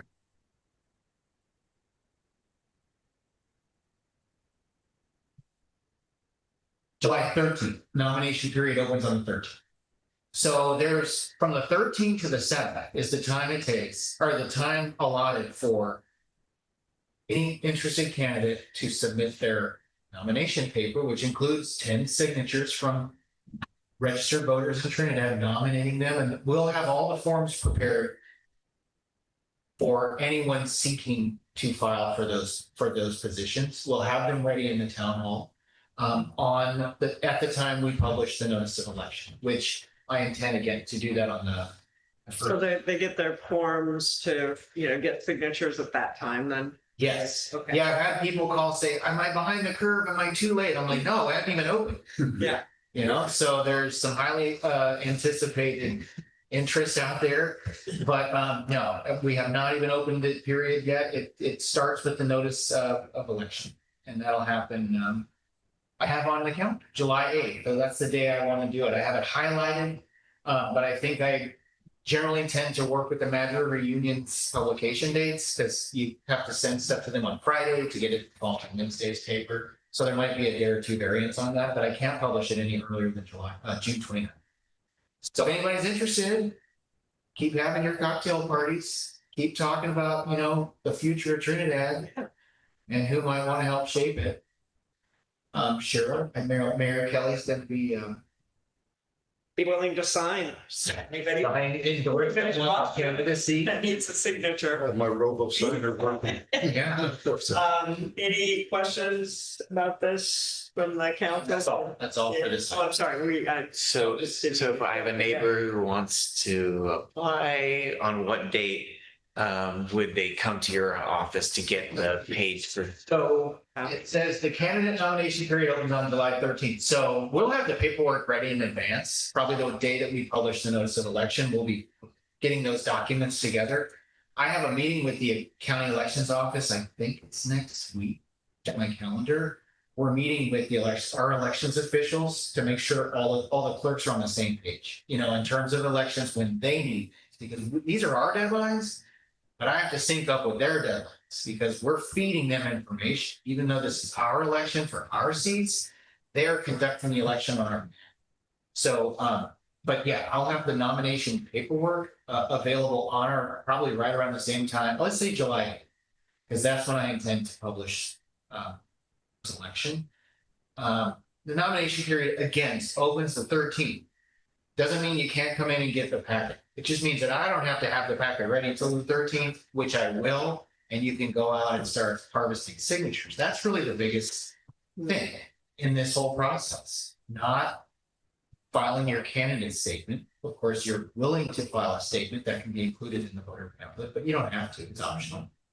And the other documents are really kind of financial disclosure documents, nothing that wouldn't probably take 15 minutes sitting down with me and we have them taken care of. It's getting the nomination signatures and making sure that every single person that you've got to endorse your candidacy is a registered voter. Because some of those people slip by, and it's sometimes it's better to make sure you have 12 signatures. Yeah, they forgot they're actually nominated to vote in Siskiyou County where they have their cabin or something. Yeah, I'm gonna get an extra 2 to 4 signatures. 10 is a minimum. Realize that they're, yeah, Smart. not eligible. Any questions from members of the public regarding the elections calendar? Okay, back to council. There's no action required. This is informational. Information noted. Information noted. So we're going to go on to item number 3, discussion decision regarding the July-August meeting schedule. And I think we know we're going to have our July meeting on the 7th. But I think 14th. Right? I think it's the 14th. 14th. Oh, sorry, it said 7th here. Well, and we don't have it. I want to point out, we don't have anything slated. We could. We got a couple things maybe that we're talking about, maybe some follow-up funding, some RCAC water fund rates follow-up, but those aren't, well, I shouldn't say they're not critical. At this point in time, I don't, I'm not saying the water fund is not critical, because it is, but I'll just put in my plug, which I do Totally up every to you. year. what do you want to do? I put in a plug every year to skip the August meeting. So so that people, staff can have a break, go on vacation, so the council can have vacation time, and unless there's something critical, then I would go with that. I'm out of town the 11th of August as okay, well. so you're out anyway. Yeah. Okay. And does July still work for everybody? July works, yeah. Okay. Bryce, how about you? Yeah, July, planning on being here and I would be happy to take August off. Okay. Yeah, so I'll be here both months, whatever you guys want to do, okay with me. okay. Well, so I'd like to propose then tentatively that we skip the August meeting as we have in the last few years and allow for vacation time. But if anything critical comes up, we know that staff will reach out to us and see if we can, get a quorum. And usually we can find a quorum if we really need something. So, Yeah. Okay. And we don't need a motion on that, do we? No, in fact, I'll return in July with an agenda item. Okay. That the council intends to formally cancel that. meeting. Okay. And that way the public's notified in advance. All right. And I'll take a pause, I guess, at this point. Any public feedback about whether or not we have an August meeting? Okay. I think we're good. And then, David, it's your night because item number 4. I is don't the want to think. activity report. No, and I was very impressed that you had time to, because I thought you wouldn't even have time to do one. So no, feel free to walk us through as much as There's a bit in here. I talked about the highlight of our water operator already, and I gave you that story. Just thought I'd point out a couple of things in this study. In May, the Department of Environmental Health tour that we did, I don't know if anyone, that caught your attention. I'm just going to read it. We hosted a tour requested by the Department of Environmental Health Director Mario Casa, who facilitated a tour with a group of academics from UC Davis and our board staff on a brief tour of wastewater challenges in Humboldt County. He specifically asked me if I could, or any staff could, he wanted to show them Trinidad. So, and discuss the challenges of or the area of special biological significance status of the bay, housing needs for limited income families, shallow wells and perched groundwater concerns about growth inducing utilities. So Trevor, I wanted to attend that meeting, but I had a conflict, or that tour, but Trevor, our city planner, gave that tour for the Department of Environmental Health. And we've been criticized in various venues of the city not, being diligent with its, water quality issues in various places throughout town. And I thought this was a nice item to highlight. And I also shared it with other staff, including our city attorney, to say, hey, we're kind of a little bit of a model community for how we have invested in our groundwater, in our storm, in our environmental sensitivities. So much that the county environmental health director said, hey, I'm bringing up some that I really like water and water issues and like to solve problems, academics and such. And can we show them Trinidad? So I just wanted to point out we did that. That was a kind of a highlight of our month. There was a lot going on this month. Food trucks. Food trucks are really starting to kind of come out of the woodwork. We're getting a lot of inquiries for food trucks. People want to tap into the built-in network that Trinidad has of the traffic, vehicle traffic, summer traffic. There seems to be an explosion of, at least I say explosion, relative to prior years. I'm guessing the decline in the marijuana market also had a lot to do with this. There's probably some people reinventing themselves, and trying to reestablish establish businesses that are maybe something that they wanted to do, but they didn't really have to do. I don't know, but there's a resurgence, a huge resurgence of food truck requests. Where can we park? Where can we set up in front of the town hall? Can we set up in front of at the beach? Of course, Trinidad doesn't have any policies for food trucks. It doesn't have any public property to put food trucks on. So my answers are typically the city supports the business aspect, but the city doesn't have any clear path for food trucks to operate. And I generally encourage them to work with events, because if the chamber, for instance, is hosting an event, then a food truck can go request that they set up at that event, whether it be Friday night or third Friday music here at the town hall or something, because what it does is it takes that decision-making process away from the city. We don't have to decide what food trucks right for where and when, but rather we can say, hey, if this event endorses you, then you can have a presence in Trinidad that day if they want you, So it's I don't know if it's something that we want to consider in the future. I know there's some discussions about using the pasture, or maybe a reinventing of the trailer court if it ever sells, to be not only visitor serving but maybe partially commercial, to where a food truck We could have be. them parked out here in front of the tennis court during the power outage, 3 years ago or whatever.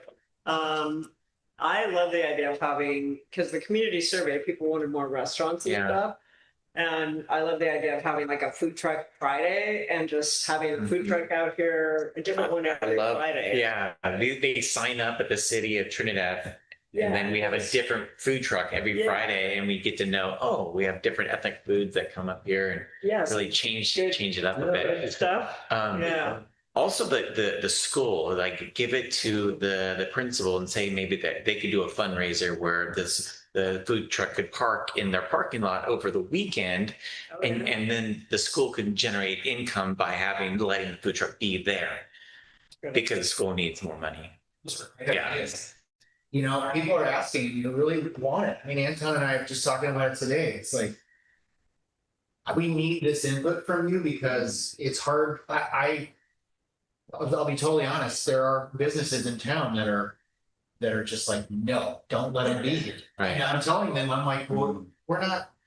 If we put it on public property, now all of a sudden we're inviting ourselves for criticism from other businesses that want to have a monopoly on, or whatever it is that they just don't want competition. I mean, But I know from. yeah, I think the rising, water will raise all the boats. Like what I've read before is like you bring in a food truck and it actually Brings more increases. people. Yeah, And it's even for I try to get into local restaurants. I say I'm a local. They're like, well, we're busy. I'm Yeah. sorry. We can't do takeout. We do that, So Yeah, they get pretty busy. Yeah. would you be open if the concept of the Friday or specific days of the town hall, I mean, subject to availability Yeah. and such?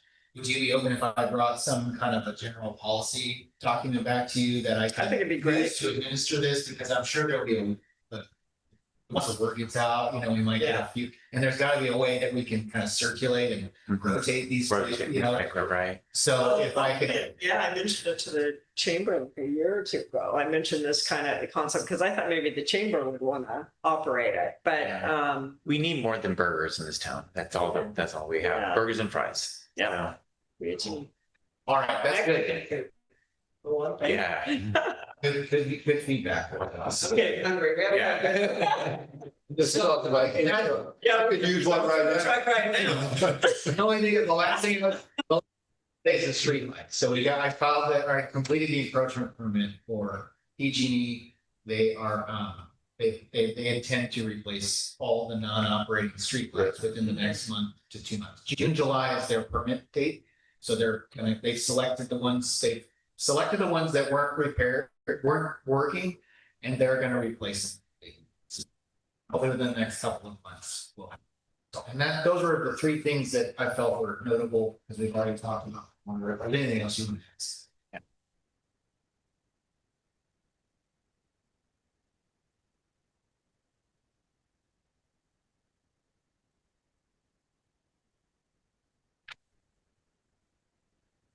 Anything else? Okay. I'll just mention that Adam Schiff's, Senator Adam Schiff's office reached out. It's their field representative to Gabe and I to have a meeting. So we're going to try to get that scheduled. And so they're just looking for feedback from us on, Things in I general. guess, things we need help with. So if there's anything you guys can think of that you want to make sure we mention or. That's federal in nature, right? Yeah, Federal. federal. Yeah. Yeah, federal stuff. You We can can get mention, federal let's talk about the assistance. cops grant and, yeah. And a few other things. Or Yeah. that's a sleeping dog right now. Apparently we should just. There were a lot of things. You mean we can save money? They said, what? You mean we can save money somewhere? No. Oh, man. Okay. All right. I think, any future topics, Future agenda items? future agenda items? Yes. Yeah. So in listening to this budget, I realize we don't have a lot. We need more revenue sources in town. And I'm in sales. I'm a business guy. I come up with ideas. And Bryce was mentioning that one of his boards said that we need to have more housing in the city of Trinidad. So I would like to propose a program for the city of Trinidad that would cross off a lot of boxes. It would add necessary housing the state is mandating. It would bring lower cost housing for families and fill Salmonberry.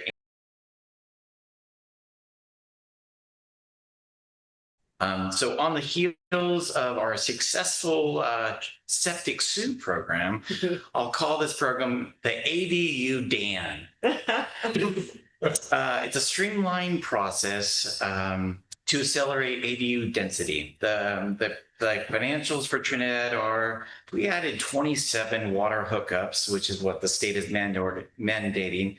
27 times the 5,300 for each hookup, that's $143,000 to our water fund. 27 times 996 a year, that's 27,000 a year in just water rates. Property taxes, 27 times $200,000. We're looking at a $5.4 million increase in potential, but at 0.084%, which is, we're looking at like 5,400 a year in increase. And then at the same time, more people means more people buying things. So we're thinking about 27 houses all buying about $5,000 a year in stuff. At 1.75%, you're looking at another $2,500 in sales tax a year. And then with about $5 million in permitting, we're looking at 1% of that, maybe $54,000 in permitting fees to come back to the city. So there's a lot of different things. If we really focused our staff and our permitting people to streamline a process, kind of cut the red tape, which is what the state of California really wants every city to do, is just cut the red tape, build more density. There's a lot of win here. So as a owner of a house, I've always struggled to say, how do I build an ADU here? Like, what should I do? Should I go online? Should I figure out there should be like models, like Trinidad already has 1, 2, and 3 of approved ADUs that we can rubber stamp and say, we like these, choose from one of these. And just make it go. Yeah. So we should have, for the agenda item, maybe have Trevor give us the latest on the planning commission ADU and JADU, because they have the junior ADU and where they're at with that. Yeah. And then you could, we could talk to them about. And I think if the city said we wanted them, the people would say, oh, okay, let's do it. I think there's. To me, it's interesting how the discussion that about the budget probably helped trigger some of that when you think about some of the revenues that you receive when you experience a growth spurt suddenly. So yeah, I'm glad that. And there is some discussion. Inspired my thought. Yeah. And there's some discussion about developing the property behind Murphy's 2000. Yeah. Trevor's plan. Yeah, and then in the I think budget, it's moving forward pretty fast. annexation discussions too in the budget, and maybe we can factor this in when we're thinking about our priorities, or the priority areas that we are going to annex, which areas have the potential for that growth, versus annexing the property next to it. Yeah. And my wife is on the school board of Trinidad, and she told me that essentially they're going to have to combine classes next year in order to meet their budget. And now with Salmonberry not having enough students, I mean, we really need more housing in general. More housing means more families. Yeah, good point. Yeah. Definitely carry that forward and see what we can figure out. What do we need? 37 housing units by 27. 38 or 27, 2035. I'm not sure.